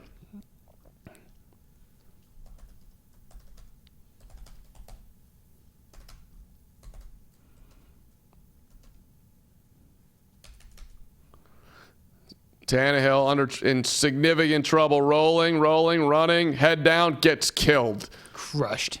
Short of the first down. Wow, he just took a huge hit. The whole time he was just like, I'm going to die. You could just feel the pressure. It was really funny. That is, when you're a quarterback and it's the start of the third quarter, putting your head down right there is not, it's not what you want. No, you're down. You don't want to go down by multiple possessions here to Kansas City on the road. I feel like once Kansas City takes a double-digit lead, it might be over. Because that's just the Titans aren't really built to play from behind. That was a big stop for the Titans to start the half, and now a big stop for Kansas City. And the Chiefs will get it back here. Oof. What's for dinner tonight, Bueller? Have you heard any rumors? Probably pizza. Papa John's, Domino's, Lou Malnati's. I could be down for some Lou's. I would love some Lou's. Can we go? What about some upper level stuff? Why can't we get like some surf and turf in the action here? Dude, I feel like we deserve to be fed lobster. Let's check out in the chat here if you don't mind. 2 games in one day. Don't you think we deserve a huge dinner, team YouTube? Absolutely. Ruth Chris. Richard wants some Ruth Chris. I don't see why not. I want to eat my body weight in filet mignon. I'd like is some stone crab here, Bueller. I want some surf. You can have the turf.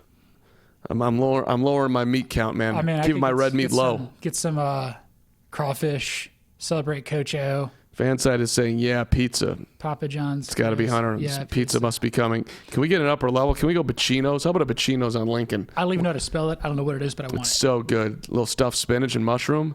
Okay. Let's get a Bacino's in here. That's fine. I'll eat anything, man. Like I really don't care. What about the Jerusalem Cafe down on Wells? Really good, tasty.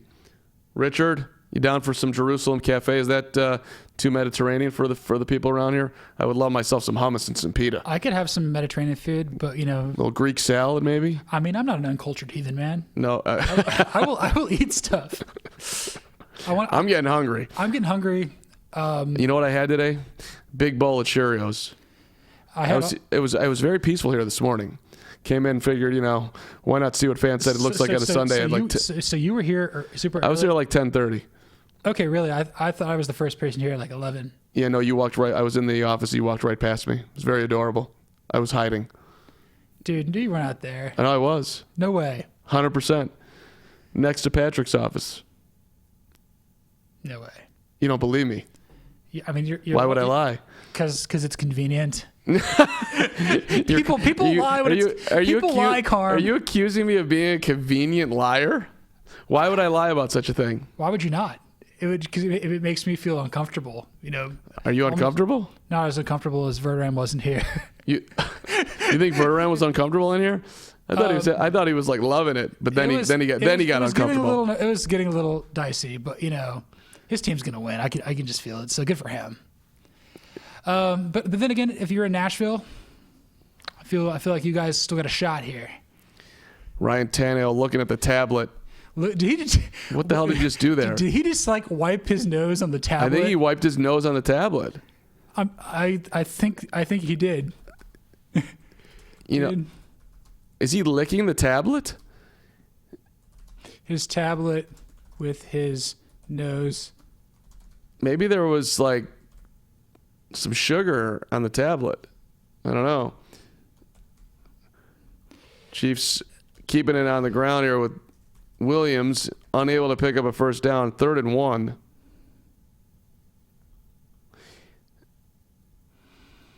Now that was better tackling. The tackling has not been great here for Tennessee, but it was there. I just can't believe Ryan Tannehill wiped his nose with a tablet. It was very weird. What is that possibly going to do? Is that going to make your tablet experience better? It's like, yeah, I've got some. I don't know. I've got some snot on my tablet. I don't understand that. Maybe he likes the feeling of the tablet on his nose. First down, Kansas City. That was interesting. As Damian Williams took his time, but finally did move forward and picked up the first down. What are you laughing at? I'm thinking, when I think of tablets, because it's like you've got the Microsoft Surface there. Yeah. I just immediately think of Bill Belichick just spiking tablets on the sidelines in Buffalo. Just Tannehill wasn't doing that. He was just wiping his nose all over it. No. I wouldn't think that would feel very good. I mean, aren't those things cold in the weather? Why would you want to get all abrasive like that? Just to see if you can do it. Whole lot of Damian Williams here. Yeah, a lot of Damian Williams. They're like, well, it's better than Ryan Tannehill wiping his nose on a tablet. Second down and call it 9. He's using his hands to advance the pages of the tablet. Doesn't want to use his hands because it's too cold. Okay. I mean, that is a semi-logical explanation, but I respect that.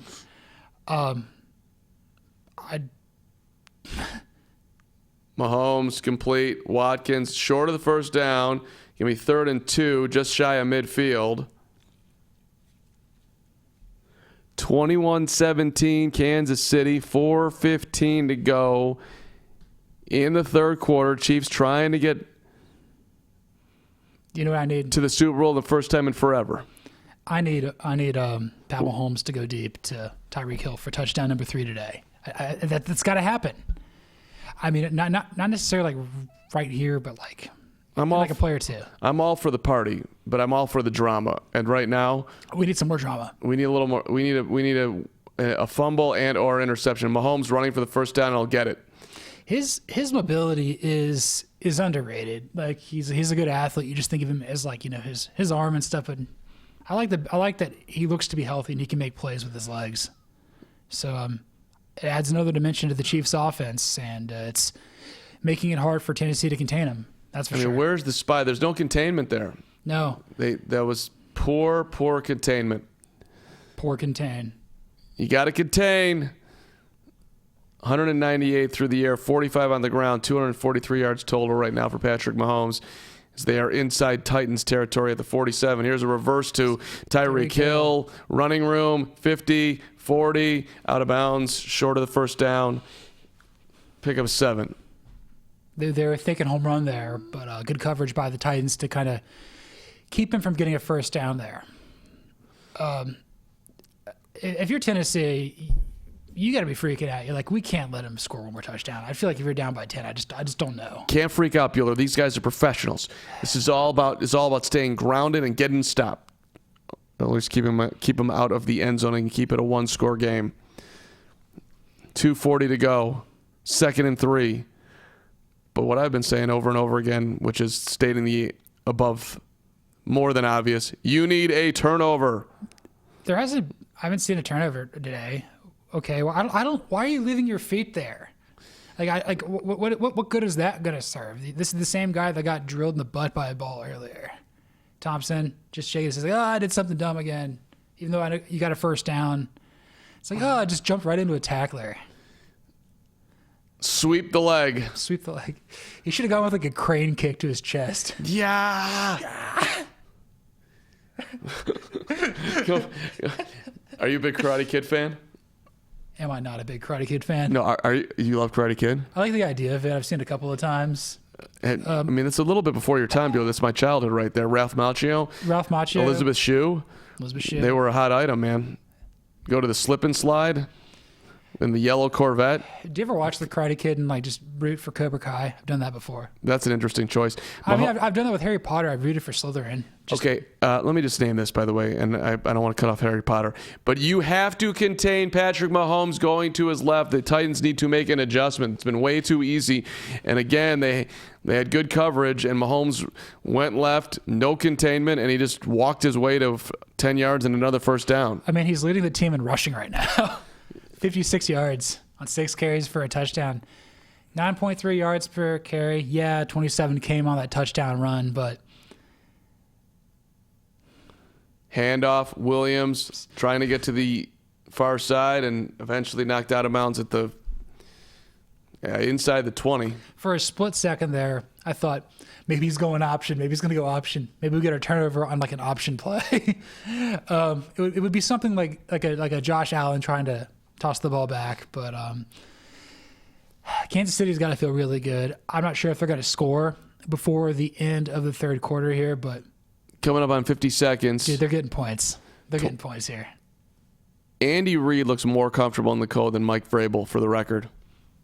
He does. He's just owning it, and Vrabel's like, he's got pink nose going on. Mahomes all day, dumps it off. Hill, caught, out of bounds, inside the 5. He jumped over that cameraman, did a little bit of a heel kick. I respect that. That was cool. He's been a difference maker for them today. Like it hasn't been like anything huge over the top, but I do like that they're getting him in space and he's doing his thing. He's had a huge game. Huge game. Yeah. They're gonna take this. They're gonna take this down to fourth quarter here. So to the fourth we go. Who had nobody would score in the third quarter today? I would say no one. That's really shocking when you think about it, just because it seemed like they were scoring back and forth on kind of like every other possession, but to not get any points out of halftime, with a running game of Tennessee and with the passing offense of Kansas City, this is a huge surprise. You think the Titans got a shot at this, or are we looking just like Casey's? So Casey's going to score a touchdown. Okay. It's going to be 28-17. Trouble. A lot of trouble. Trouble. Who scores the touchdown for Kansas City here? I'm going to say, with the spirit of this drive, it's going to be Damian Williams. He deserves a touchdown. He's been playing hard today. He's kind of unsung. 3.9 yards per carry on 10 attempts. You know what? Let's get that to about 12, and let's get you like 12 yards, 12 carries, 45 yards, and a touchdown. Help your team get to the Super Bowl. That's awesome. Mahomes running it in also seems like a fairly likely option. You know what? I'm down for that too. I'm down for that too. I want to see him just dive over a pile. That'll be like.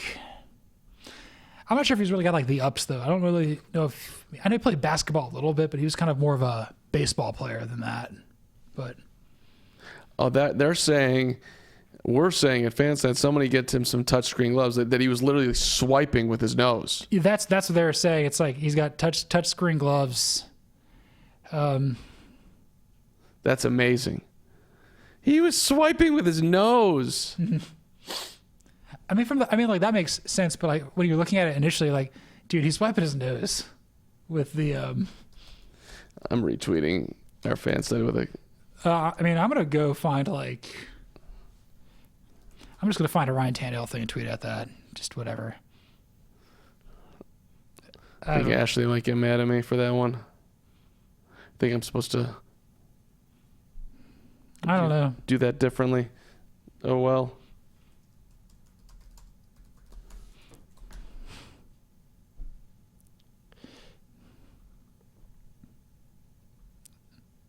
I can't think of anything nice to send to FanSided Twitter. I just don't do it. I always have something nice to say to FanSided Twitter. I usually do, but if I'm working too hard at it, I'm like, that's just not going to work today. We got the ball at the 3.5 yard line here as we start the fourth quarter. First and goal. Pat Mahomes, naked bootleg, go.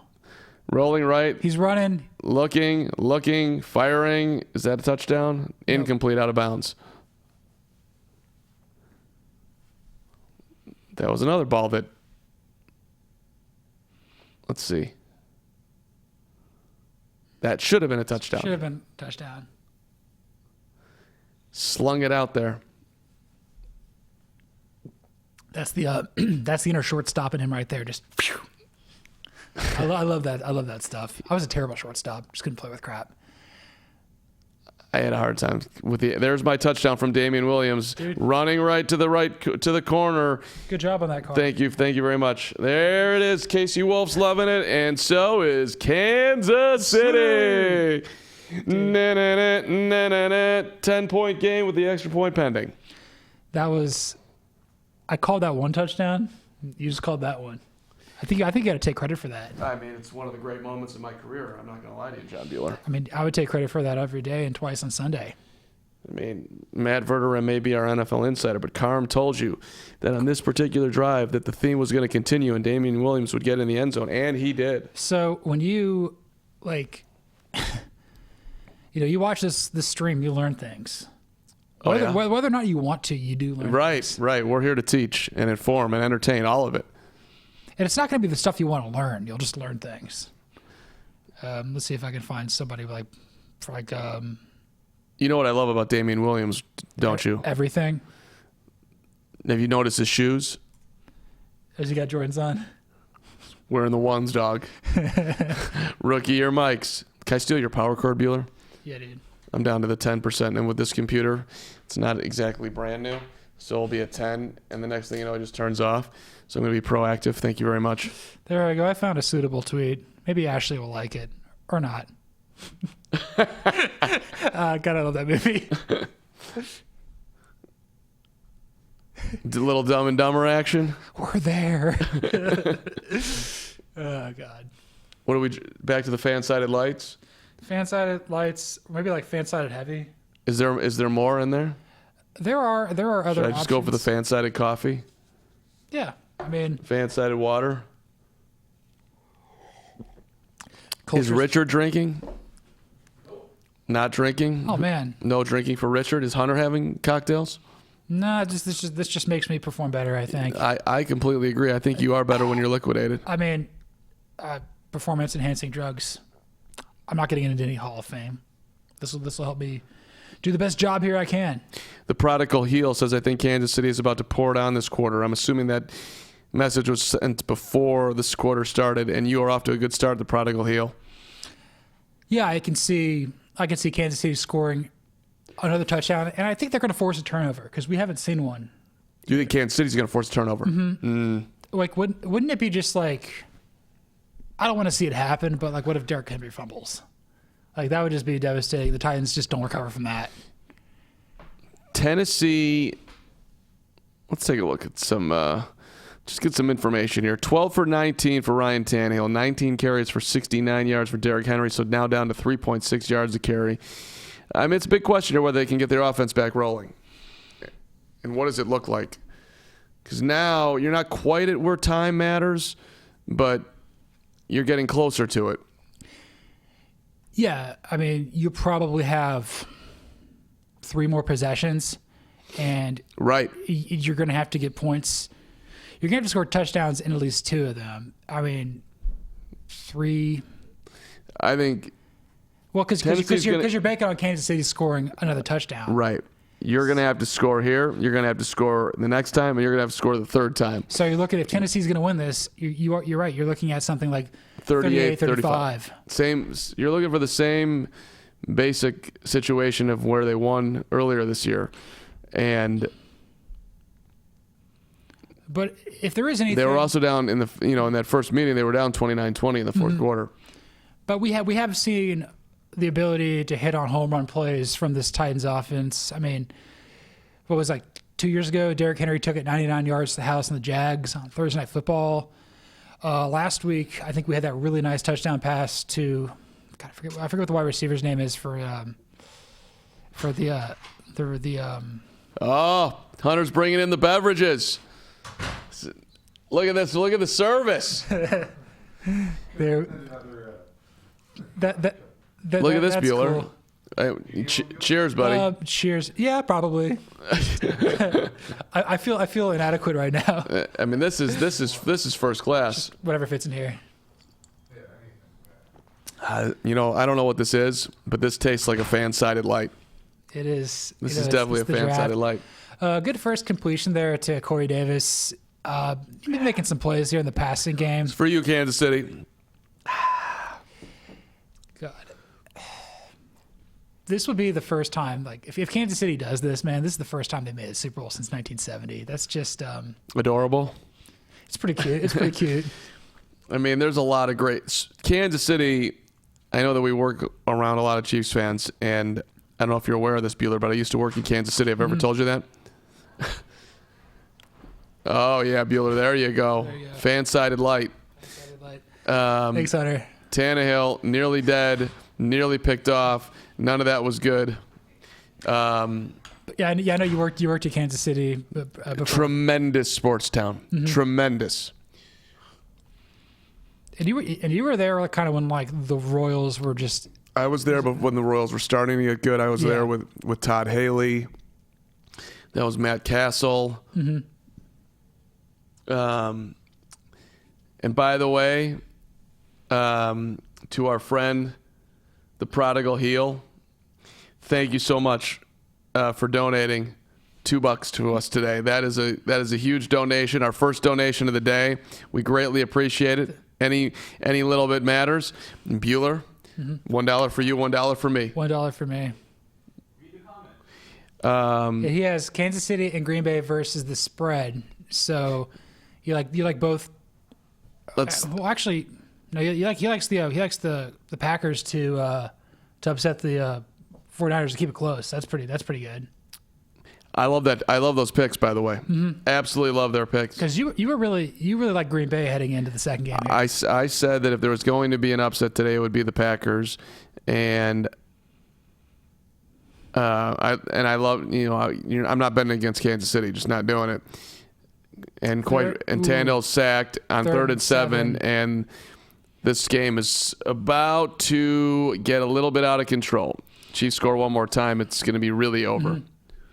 And everybody who bet on the Titans today, like you, the Prodigal Heel, congratulations, will be feeling great. We're not quite there yet. Well, what's going on here? Let's see. Look who got the sack on that. I believe it was Passignon. Yeah. I hope I'm saying that correctly. I used to know how to say his last name correctly. To Noah Passignon. Works for me. It works for me. We're in. 4th and 15. Titans will punt. And so now Kansas City's going to get the ball back as it lands. It's a little dangerous here. Get out of there. Finally letting it roll, and it'll get down to the 11. A good punt by Kern. I believe he's a Pro Bowler out of the AFC this year. He's been pretty good for the Titans. But obviously in this sort of game, you don't want to go to the Pro Bowl. You want to go to the Super Bowl. You do. Jaden's asking us, do you guys like the Giants? As in the New York Giants or the San Francisco Giants, Jaden? I think he's talking. We're talking football. We're not. New York Football Giants. Okay. Well, I'm only asking because it's a little bit out of left field, and we appreciate it. By the way, Jaden, do I like the? I've seen a football game in New York at Giant Stadium, and it was the Giants back with Eli against RG3 and the Redskins back in the day, and I had a great time. My dad is from New York, and my uncle's a diehard New York Giants fan, as is my cousin. So I've kind of like rooted for them before. It's not my favorite team, but I do like to see them perform well. I find them more likable without OBJ, so that's kind of good. And I'm excited to see what they do, with Daniel Jones, with Saquon Barkley next year.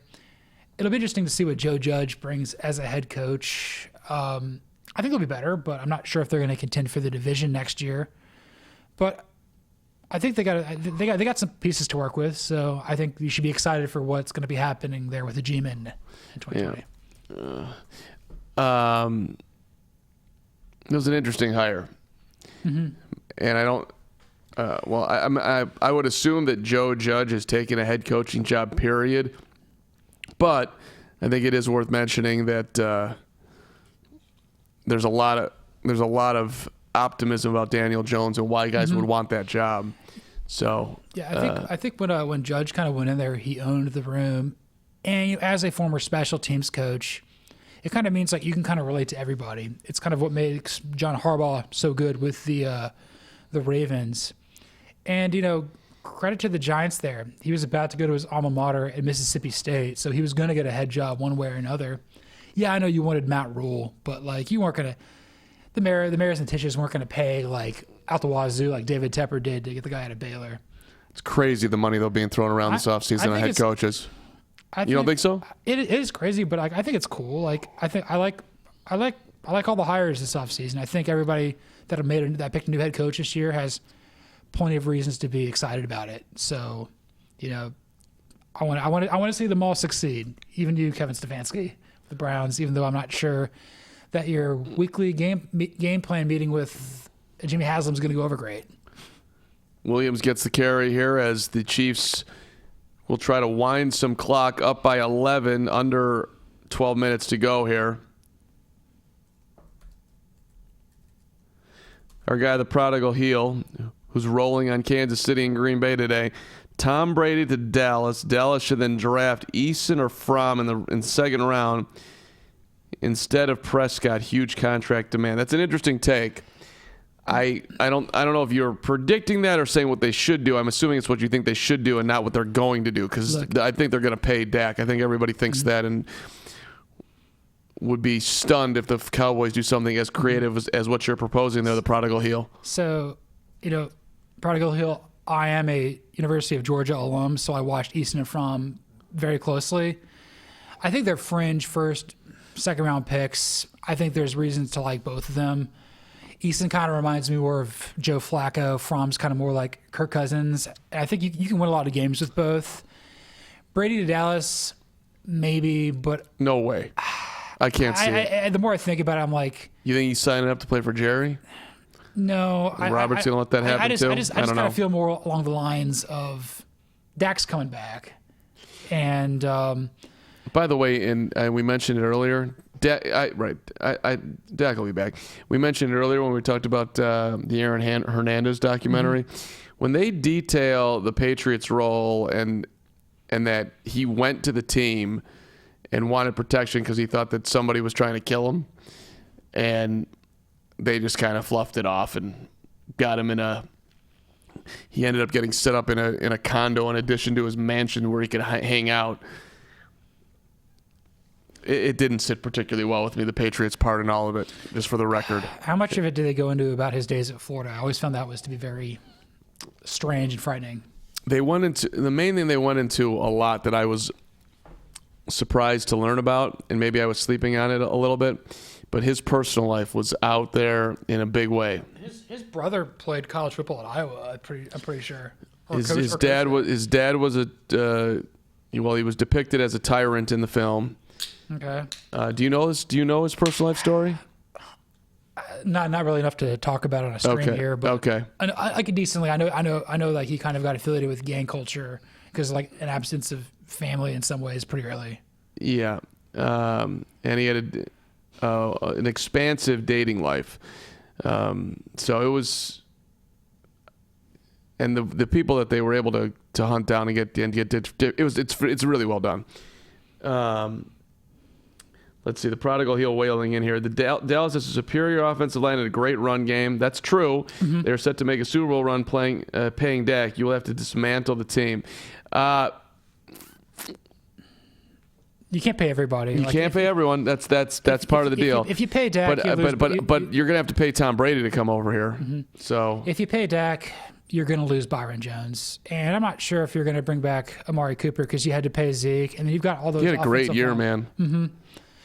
And also looking on there, Jaden's asking, do you guys watch soccer? I like it. I'm an Atlanta United supporter, so I kind of watch that. And some United States men's national team, but not really a lot. Do I watch soccer? I watch my niece. She's awesome. That's Grace Carmen gets after it. That's the most important game to watch there. Yeah. So we're at 9 minutes left in the game. Kansas City's up 28-17. They're milking it.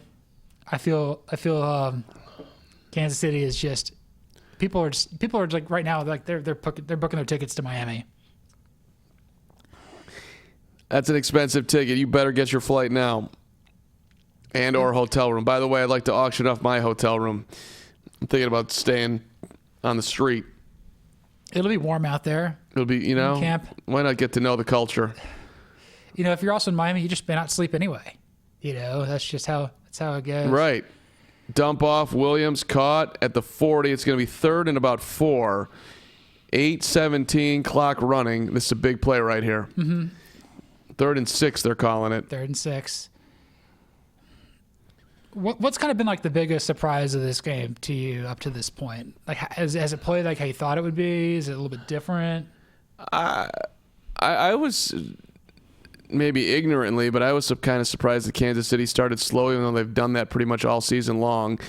I'm a little surprised that the Chiefs are seemingly taking their foot off the gas right now, just kind of like stopping and starting. 3rd and 6, Mahomes looking to roll left, now rolling right, throwing deep down the middle of the field, wide open, caught. Sammy Watkins, touchdown, game.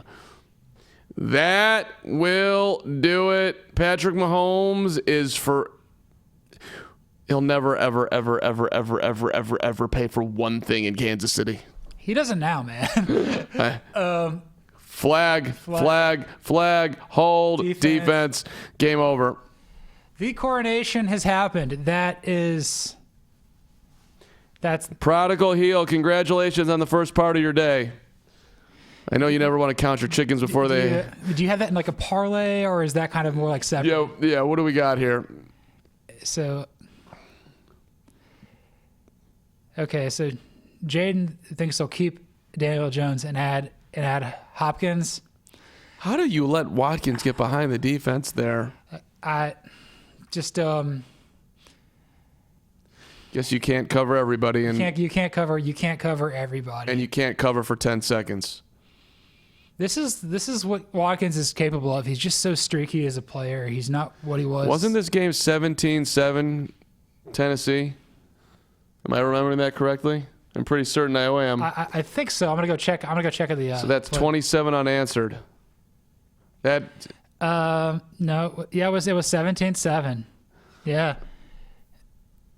I like how the Chiefs they're like, you know what, first quarter is just not going to be our quarter, but you know what, we're just better than you, and we're just going to go in there and do what we got to do. With Kansas City going to the Super Bowl, I'm expecting raises tomorrow on Monday. I think we should ask for it. Time to go to. We should ask for outlandish things, Carm.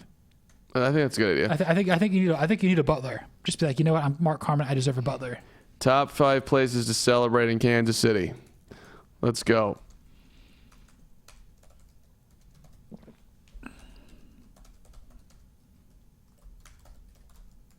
Celebrating KC. Let's go number 5. Number 5, the drop. No, I can't do that. That's too back in the day of my dating life. But the thing is, man, it's not about you. It's about them. Yeah. That's what you got to go. Like, where can you go? Let's go Anthony's for. Well, our boss man's pretty excited. So Zach Best is going to Miami. Is he? He just tweeted out the Will Smith video, so I think he's pretty excited about that.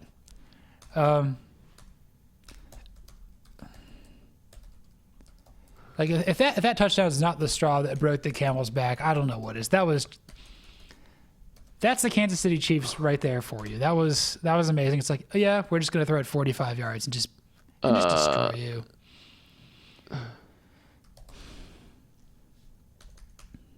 But if this is the end of the line for the Titans, just what a ride! Like they shouldn't be here, man. And they won the AFC Championship game. They got a lot to be proud of, but they got a lot of stuff they got to figure out this offseason, particularly with Ryan Tannehill and Derrick Henry. You want to bring both back. Right. And because people forget, Derrick Henry was a second-round pick, so they don't have the fifth-year option. So they got to figure this out now. He might be a prime candidate for the franchise tag. I'd probably go with that route, but I mean, God, what if somebody like pays him like? What if Buffalo is like, oh, we have $80 million in cap space. Here's $30 million. We're gonna make this the 21st century electric company. We're gonna do that. Josh Allen, you're not gonna throw the ball anymore. We're just gonna run.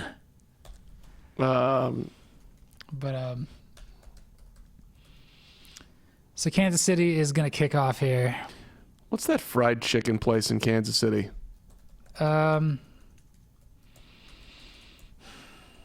not Gus's. That's Memphis, isn't it? No, fried chicken, Kansas City. But you got Arthur Bryant's down there, so that's kind of that's the big one. Top 10 best fried chicken places in Kansas City. You know what I want? I want to see people in Chiefs Kingdom just jumping into water fountains right now. Like, I don't care if you're going to get hypothermia. Just go for it. You're going to the Super Bowl. Do it. Like, what a time to be alive in Kansas City. It's been a pretty good sports decade, man. The Royals won the World Series. They went to another. Looks like the Chiefs are going to the Super Bowl. That's awesome, man. It really is. They deserve it. They absolutely deserve it. Where the hell's Verderam? Why isn't he coming in here? He's probably calling his dad. He's just crying. Is he? No. He could be a slight tear. I mean, that's a 50-50 proposition. Like, it's probably happening. So yeah, Derrick Henry's going nowhere. Oh, man. I'm just looking at what I got to write here in a second and trying to figure out which post has John Bueller written on it. Nearly intercepted. So, are you prepared to have a crying Matt Verderam on your set here in a little bit of time? I am. I very much am. I just got totally distracted on where I would celebrate in Kansas City. But it means a lot to me in my 2 years of time working in Kansas City. Many games covered at the Arrowhead Stadium there, John Bueller. The Zarda Barbecue pregame show. Back in the day. Tannehill, complete, killed. On 3rd and 16, they got to go for it here, right? 4th down. Oh, of course. With 6:42 to go. You're not stopping this Chiefs offense right now. They're punting. The old punt down 18. You know what losers do? They punt here, and you're going to lose. Don't do that. Just go for it. I don't care. Like,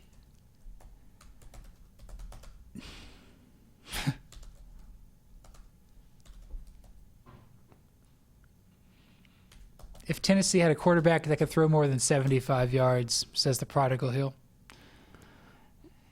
I also think it's probably pretty difficult to throw the football in Kansas City today. Oh, they're throwing the ball. Wow. What? They got a punter who can throw the ball. Hey, Bill O'Brien. That's how you're supposed to do it. Wow. Oh. Wow. That was a really good throw. That's like some sort of Johnny Hecker stuff for the Rams. Wow.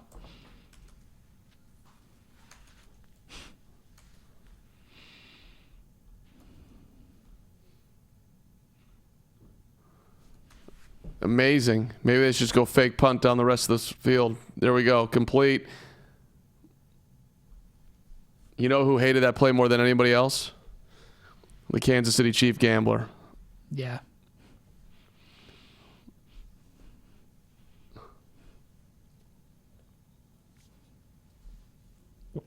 I figured Ethan Blumenthal would probably hate that too, because he hates special teams. He hates kickers. He hates punters. That's his thing. I like kickers. I like punters. I like punters when they can do cool stuff. I respect every football player we got out there just trying. Hey, listen, I'm with you, man. Corey Davis with a nice catch here. Caught it at the 31, wheeled away from a would-be defender, takes it inside the 20. Kansas City still up here by 18, but the Chiefs... Clock is their friend, man. It's inside of 5 minutes left. That's true, too. If they really want to completely ice this game, you want to stop here. But they just showed Patrick Mahomes sitting there, just couldn't be more relaxed just watching. If they score, great. If they don't, they don't. Tannehill sacked, loss of 1. Old man Suggs right there. Here's a good question that people are going to talk about. This game is so big and so important for Andy Reid. He's now the 7th coach in NFL history to take 2 different teams to the Super Bowl, because he took the Eagles there in 2004. He joins a list of, see if I have this right, as Tannehill throws. Touchdown. Ooh. Wow, wide open. Wow, Frisco right there. I don't know. There's points. But if the Chiefs hold on, Andy becomes the 7th coach to take 2 different teams to the Super Bowl. He'll join Don Shula, Bill Parcells, Dan Reeves, John Fox. There's who else has done that? I remember this, but it's pretty impressive company there, because I think it changes the perception there. It's like even if you go to the Super Bowl, don't win it, you took multiple teams there. That pretty much gives you your Boston Canton. He was under a lot of pressure, and he got it done today. So credit to him and his staff. 35-24, 4:18 left. And of course, if this all flips here in like 4 minutes and change, oh my God, I'm kind of afraid for my employment if this flips. I wonder, is upper management going to come? By the way, Matt Verder is supposedly going to be in here for the final 2 minutes so we can see him weep on air. Oh shit. Okay. I think that's must-watch television. Like, it's always stream, whatever it is. You got to be here for this. So at 2 minutes, I'll go out and he'll be here to share a very special moment. A very special moment. Or, the worst moment of his life. It's going to be special. So good for him. It's not going to be as bad as, I don't know, Tennessee and or Indy and or Verderam named some game he was watching when he was 9 years old and realized that his whole life was going to be ruined being a Chiefs fan. I think it's like talking about the Broncos game. Oh, yeah, the Broncos game, right. They won the Super Bowl that year, man. It's the Broncos. They had John Elway and Terrell Davis. Those teams are good. Even though the 98 team beat my Atlanta Falcons in a game I refuse to watch again. Have you watched the Super Bowl again? I never will. There's like 4 games in my life I'll never watch, and the Super Bowls are both. 2 of the Super Bowls are both of them. How in the world were you up 28-3 and lost, Bueller? You ruined it for America. No. Kyle Shanahan's like, I'm going to be the 49ers coach. I don't care about these guys. I'm moving on to bigger and better things. We just had Martellus Bennett, who played for the Patriots at that point in his career. He said they just went in the locker room at halftime. Everyone was chill, on their phones, not a lot of talk. There was no big speech, and they came out and just whipped your ass in the second half. Yeah, man, they did. It was embarrassing, and I knew when God, I was that going sucks. It's the worst loss ever. So I really have no patience. So it's really rude that I brought it up. Oh, dude, it's worse than. Dude, it's Bartman bad. It's Bartman bad, dude. I'm sorry, but it's there it is. There it is. It's Bartman bad. It's Bartman bad. It's that bad. I will defend that. But there's nothing worse than Bartman bad. But actually, that's pretty bad. It's Bartman bad.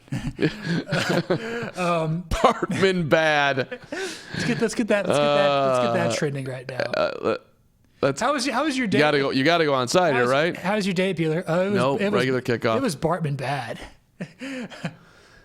No. Tyreek Hill picks it up at the goal line. I don't know why. Because he's Tyreek Hill. He's gonna score. Takes it out to the 13. Okay.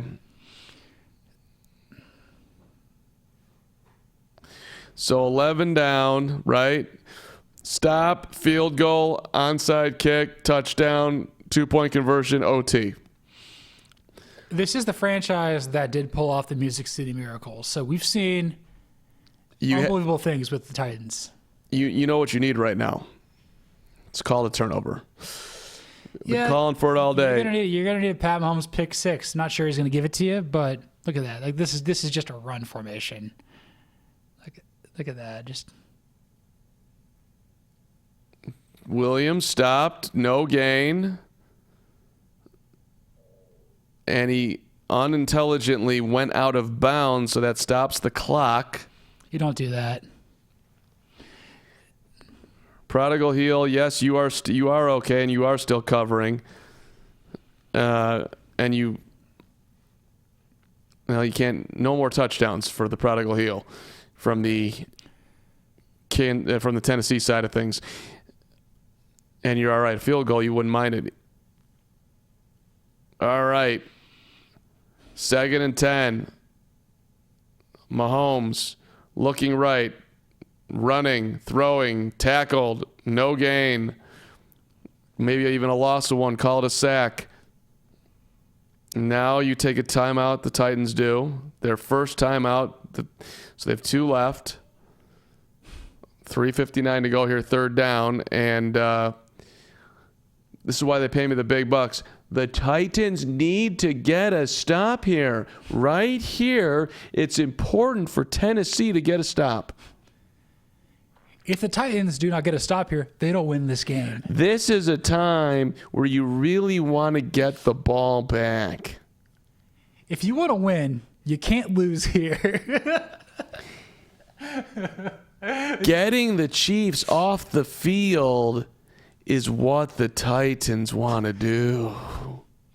If the Chiefs want to win this game, they got to get this first down here because they will win if they do this. They may run, but they could pass. They could also kick it, but they shouldn't do that. I can't keep a straight face. They probably won't go for it on 4th down. 3rd down, looking deep, down the field, throwing, going, incomplete. They throw the flag. That's a terrible call. No way. No way. No way. It's not great, Carm. It's not great. Throw your challenge flag on the pass interference. I don't think he did. That look like good timing from my perspective. Can you face guard in the NFL? I don't know. Anytime there's a PI, I just kind of like shrug. I'm like, let's okay. see. No, I don't know. Yeah. That is not pass interference. It's pass interference. That's such a weak pass interference. That call sucks. Dude, it sucks. That call sucks. Well, regardless, 1st and 10 at the Titans 40. Williams tackled at the 42. He's looking for a face mask. I don't think he's going to get it.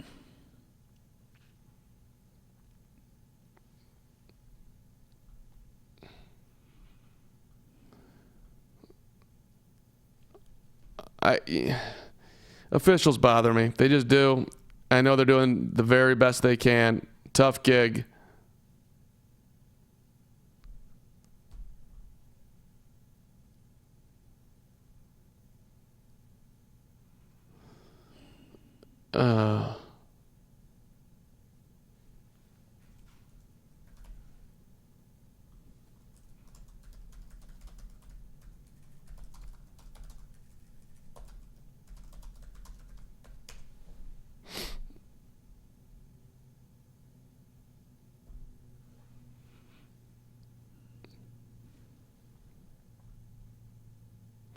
Prodigal heel, you're exactly right. Better to be lucky than good.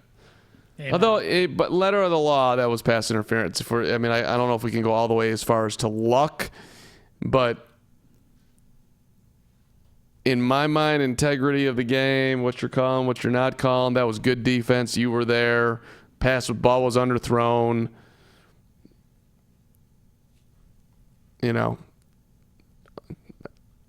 But, nobody would make the argument that Kansas City hasn't been the better team today. They absolutely 1,000% have. They weren't the better team in the first quarter, but they've been the better team throughout the entire process. So, long conversation here. Previous play prior to the timeout, the defense had 12 players on the field. 5-yard penalty from the previous spot. Wah, wah, wah. How about from the third previous play? We didn't really think it was pass interference upon further review. We are sending the Titans back, or the Chiefs back, rather, to punt.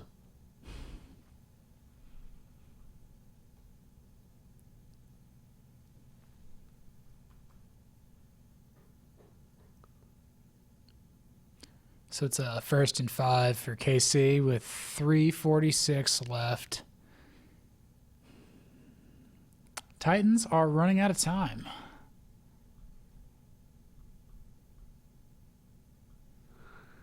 First and 5 at the 35. Handoff Williams, running left, tackled. So Tennessee has one timeout left here. You got the 2-minute warning. I'm trying to do the math here. Does one more first down do it? I think it does. Yeah, probably. I used to be good at math at one point. I know you were the times tables champion. 3rd grade. 8 times 3 is 24, damn it. 9 times 4? 36. 8 times 7? 56. 12 times 11? Not doing that one. 132. That sounds about right. 6 times 4? 24. Minus 2? 22. Times 2? 44. Bueller, don't downplay yourself, buddy. All right. When you lower the bar, you can always clear it. Put that on your epitaph. 3rd down and 10. Make it 9 with 2:40 to go. We're almost at Verderama clock, so be excited for that. We are almost at Verderama clock. John Bueller and I will be with you. Don't forget, we are doing Green Bay and San Francisco coming up. We'll be right on back here, ready to rock and roll. And looking forward to that,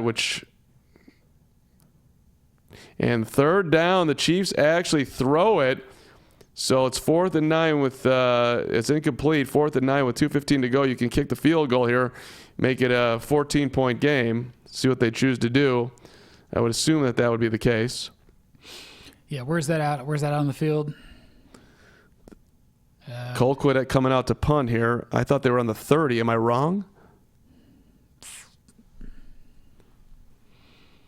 Looks like it's on the Tennessee 39. So that's 39. Okay.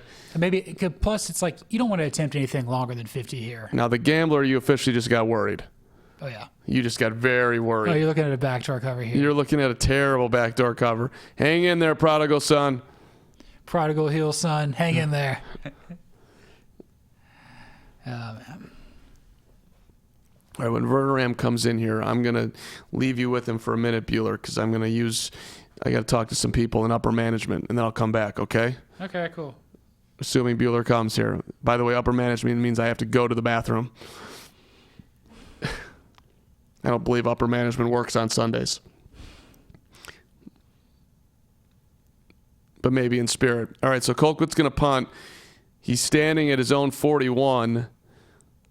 Let's see where this lands. Ooh, Line drive kick. Got some pressure there. Lands at the 5, trickles into the end zone. Referee just got cracked. Dude, he was just probably like thinking, like, I'm going to get through this. It's fine. And I just got hit. It's cold outside. Like that sucks. He's going to feel that. By the way, I was showering today for the first time in a week. And I disgusting. Yeah, noticed. But I'm glad you showered those. Thank you. Well, I wanted to be clean for you. But I noticed a solid bump on my head right here. Mm-hmm. It's from your town, New Orleans. Just beads coming down on me in a big lumping ball. It's not my town. I know it's not. It's not my town. You own the entire South, Bueller, for me. You are. There are different sectors of the South, if you can believe it or not. Atlanta, New Orleans. What's the difference? It's try telling a Falcons. You're the only guy. You're the only guy I know that's in this office that grew up close enough. You're the closest guy to New Orleans. Back to pass, Tannehill, rolling, flag down, tucking, going out of bounds. Pizza's here. Looks like Jets. That would be I had my money on Jets today. FanSided loves Jets pizza. It's convenient and affordable. Convenient and affordable and delicious. And arguably delicious. I don't know if I could say it's delicious. I will go with arguably. I think it's solid for what it is. It's definitely solid for what it is. I agree, Hunter. Like, imagine like putting that for an advertising company. Arguably delicious. Solid for what it is. That's your marketing slogan. I'm enjoying this. Jets pizza. Solid for, which by the way, I don't think Verderam's going to come in here at the 2-minute mark because the pizza just came. He will, but only if it's a sure thing the Chiefs have won. So it's not sure. Only if it's a sure thing the Chiefs have won. All right, you're going to have to hold it for 1 minute here, Bueller. Take us home for 1 minute. John Bueller will discuss his life for 60 seconds. Go. No, not for pizza. All right. He's going to go see. He's going to see upper management, but if this lead holds, this is remarkable for the Chiefs. They haven't been to the Super Bowl since Super Bowl IV. I mean, they were back in I think that was right around the time of the merger and stuff.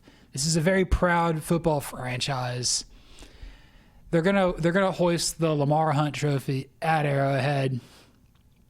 It's just got to be an incredible moment because I mean, very few franchises have been this snake bitten throughout their years. I mean, you could say there's other ones like the Vikings or like the Bills. There's a few others, but like this is just you got to be very, very happy for members of Chiefs Kingdom that they get to go to the Super Bowl. There's no guarantees that you're going to win it, but you just celebrate. You've got 2 weeks to just celebrate. This is great. And like I was saying earlier, this solidifies that Andy Reid's going to the Hall of Fame. You can't deny that anymore at this point. You can't be like, oh, he's just a Jeff Fisher that won a bunch of games and maybe made it to one Super Bowl and lost. No, he took 2 teams there. When he took over Kansas City in 2013, the team was a train wreck. They were like 2-14. They had the number 1 pick in football. It was it's just amazing like how quickly he's been able to make this team the toast of the AFC. And I don't see him going away anytime soon. They've got the best quarterback in football. I expect Kansas City to win, 2 Super Bowls during Pat Mahomes' prime. Maybe this is the year it happens. Maybe it's next year. But at this point, you're there, and you got to be excited about that. Great points, Bueller. I think 2 might be light. I brought you a pepperoni and or a veggie. I'm gonna eat the other one. Which would you like? Whatever. I'll just eat whatever one. Which one do you? No, I really don't care. You probably want the pepperoni. You want me to have the veggie? I know you do. I'll eat the veggie. No. I got it. Okay. Right here, buddy. Congratulations, Kansas City. We're having some Jets pizza with you, buddy. Not bad. Pretty good for what it is, huh? Pretty good for what it is. It's arguably delicious. Arguably delicious. Good crisp. Bueller, I want to warn you. Very aggressive eaters out there. There's like 1 piece left. That's cool. No, man, that's not cool. I'll just go. You're a hard-working Bueller. I'll just go out there and fight some people. Make me give the pizza back. It's like, how dare you? You want? 1st and 15. Tannehill. Complete.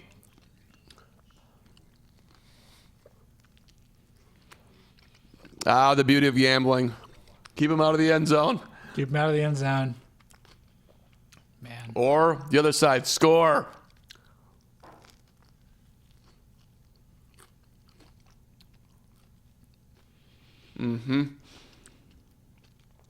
Incomplete at the 50, 2nd and 10. That was not a good throw. Nope. And make it 3rd and 6. Thank you very much. Look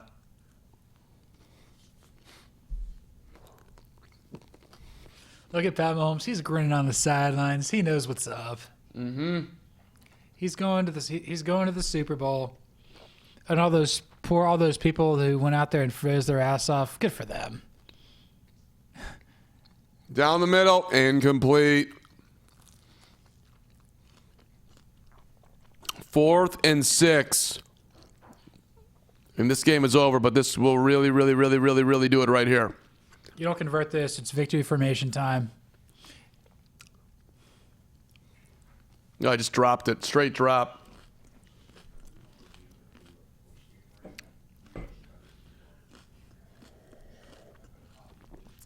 Mm-hmm.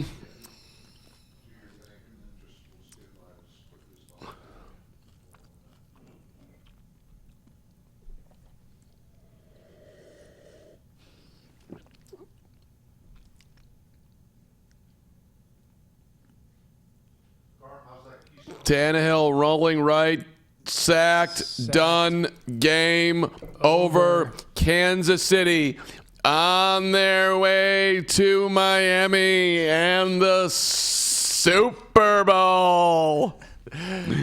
Good for them. This Arrowhead's just got to be like a drum right now. This is the greatest moment in the history of Arrowhead right now. Oh, without question. No doubt. You get to celebrate going to the Super Bowl with all your red-clad Chiefs fans. Great Chiefs fans that I know. Eric Johnson, Nick Wright, Matt Verderam, Bob Fesco, Carrington Harrison. So many. The list is long. Patrick Allen, Zach Best. Patrick Allen. Adam Best. Zach Best. Adam Best. Joel Wagler. This is a big opportunity. Huge moment for Joel Wagler right now. This is awesome for you guys. Verderam with the tweet. This one's for you, Dad. The emotions are flowing. Verderam. Tweeting at his dad, who's not on Twitter, but letting people know that it matters most to him. That's awesome. I love it, Matt. I love it. Verderam. Oh, that's great. That's awesome. Look at the celebration. There's going to be... I don't think anything productive is going to happen in Kansas City tomorrow. Or Tuesday or this week. I think if you have business up there, just cancel it. Game officially over. KC can see the Super Bowl. Jimmy Nance. Man, just they went back to where it all went wrong last year, and they were like, you know what? Not today. I'll give him the love. Great moment for a great sports town.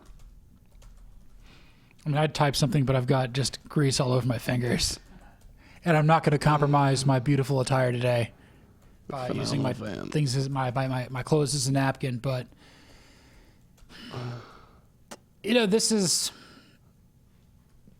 Chiefs are right there, man. This is a team that at one point, I believe, was 6-4. Like the last time they lost was to the Titans in Nashville by a field goal, and we were kind of wondering, like, are they even good enough to win the division? Raiders were still kind of going at that point. Verderam's crying. He can't do it. He won't come on. That's awesome. That's awesome. And then he's out there listening to Connor mock him and his dad. That's awesome. This is It didn't even upset him.